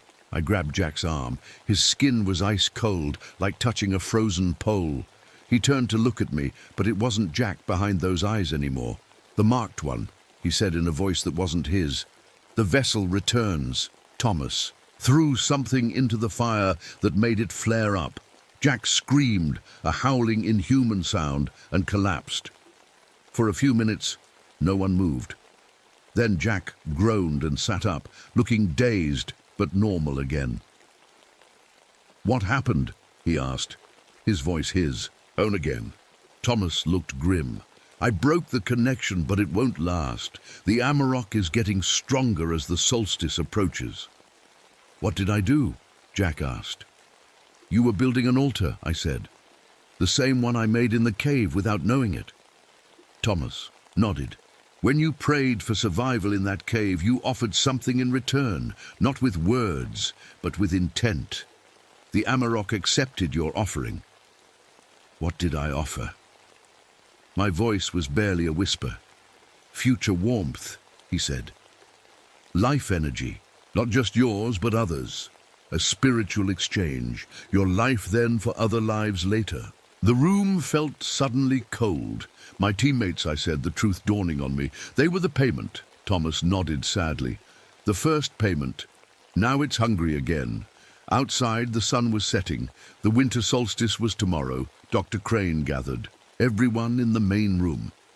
"All non-essential personnel need to evacuate immediately," she said. "Helicopters are on their way." "What about the people in the park?" I asked. "There are still campers out there. We've sent rangers to evacuate them," she said. "But our priority now is containing the entity." Jack's eyes had developed a permanent reflective quality, catching the light like a wolf's. I avoided looking at mirrors, knowing my eyes were changing too, becoming less human with each passing hour. As darkness fell, the temperature dropped. Suddenly, the heating system sputtered and died. Every piece of electronic equipment froze over and stopped working.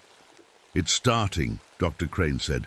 "The solstice window is opening early." I could feel it too, a pulling sensation in my chest, like something was tugging on an invisible rope connected to my heart. We gathered what emergency supplies we could. Flares, propane heaters, anything that could generate heat.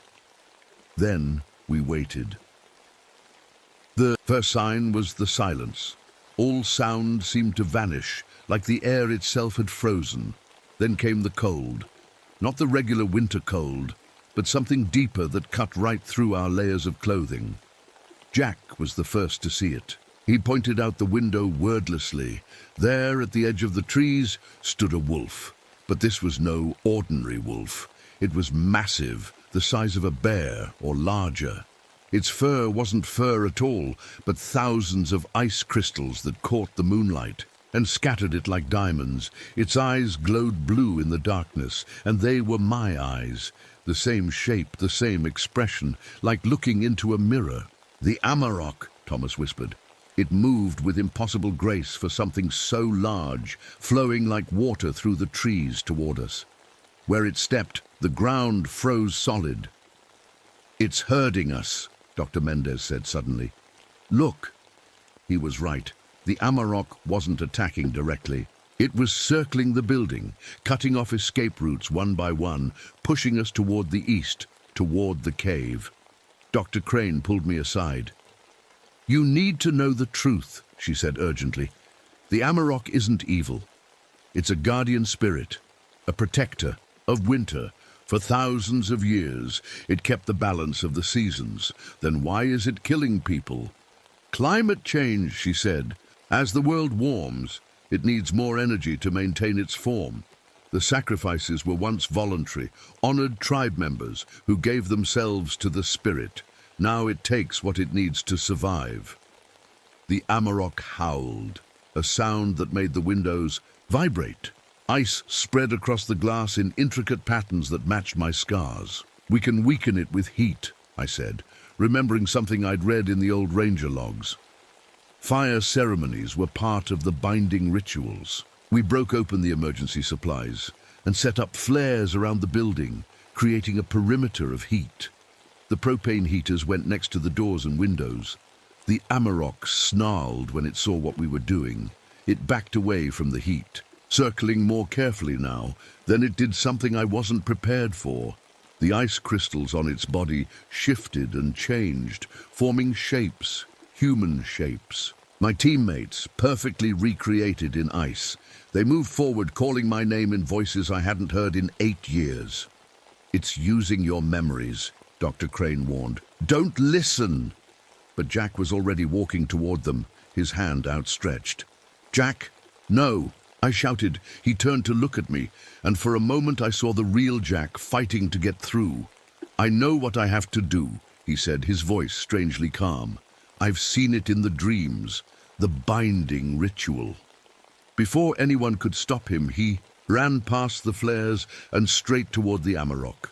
The ice figures of my teammates parted to let him through. "What is he doing?" I asked desperately. Thomas's face had gone pale. "He's offering himself as a vessel instead of you." The Amarok lowered its massive head until it was eye to eye with Jack.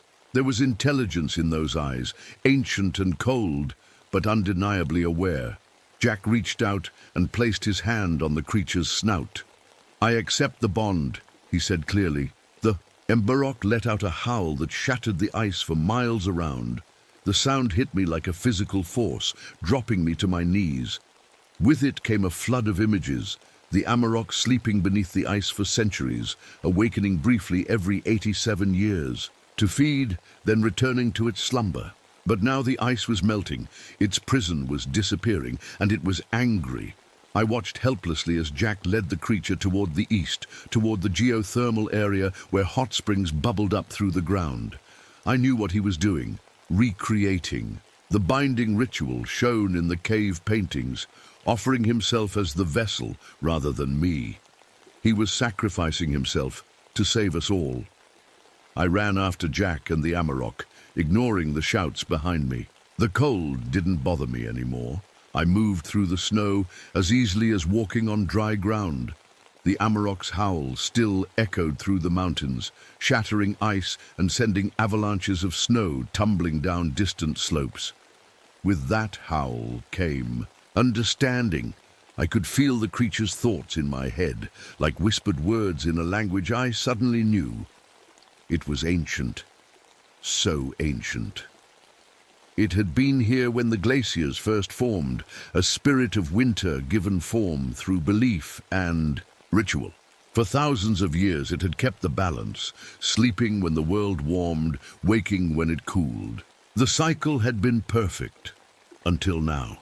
The world was warming too fast. Its ice prison was melting years before it should have.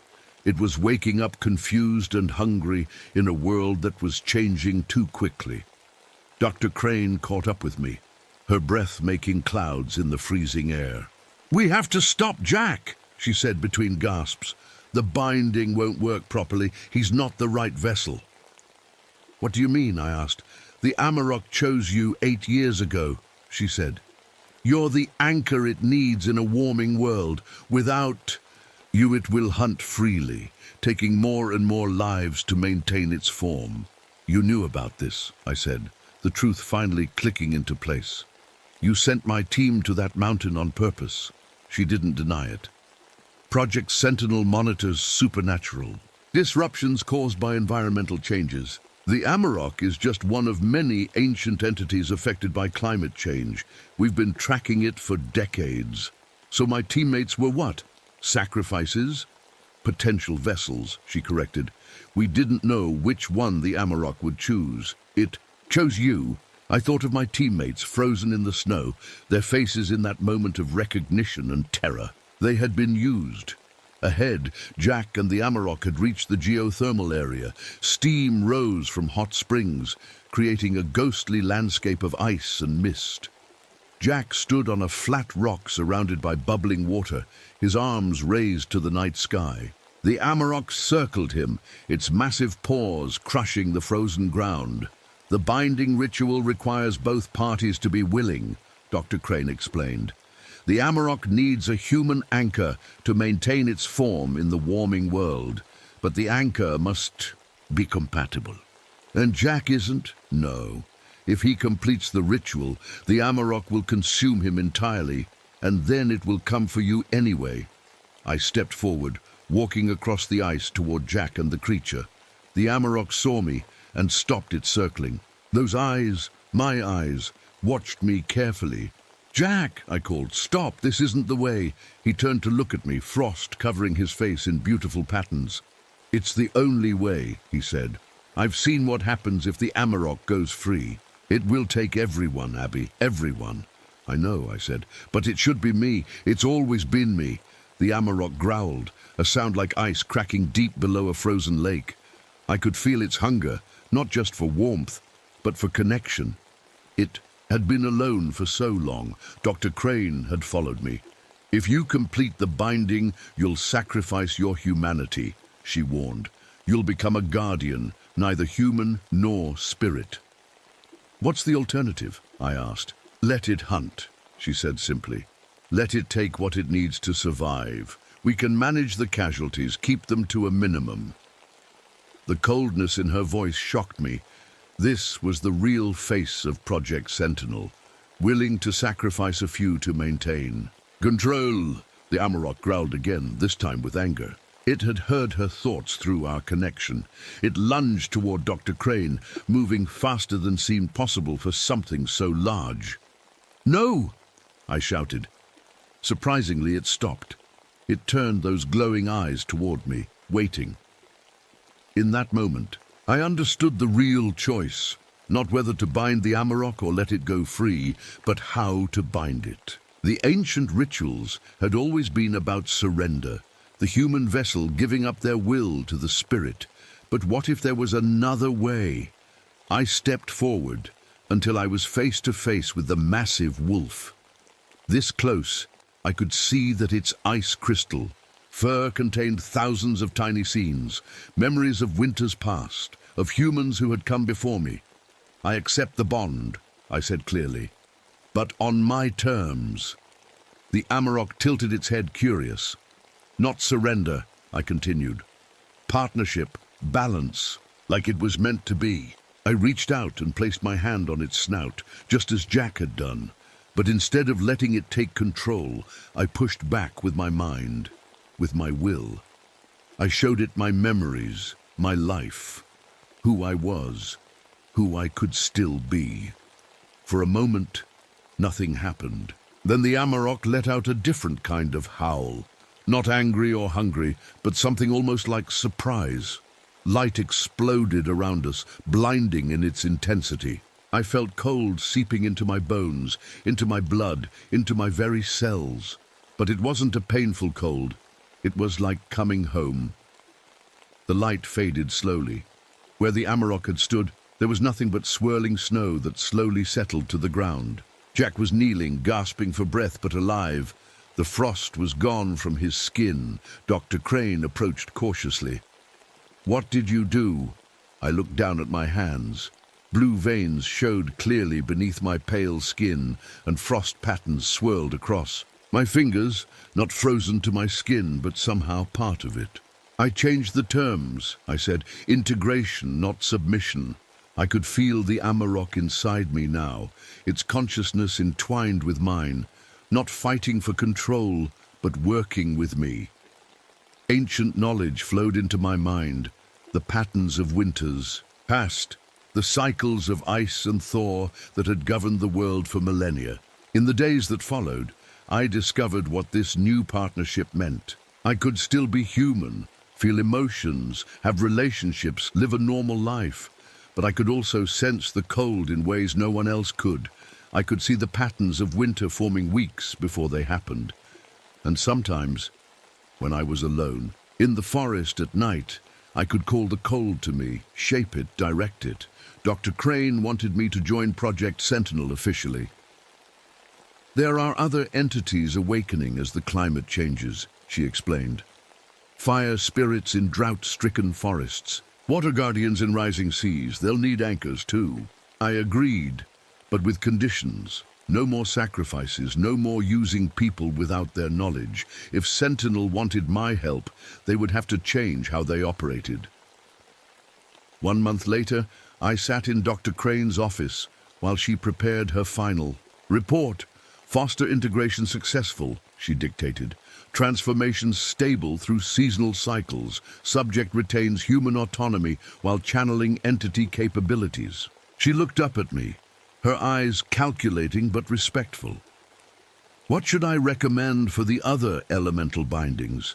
As climate change accelerates, we'll see more awakening events.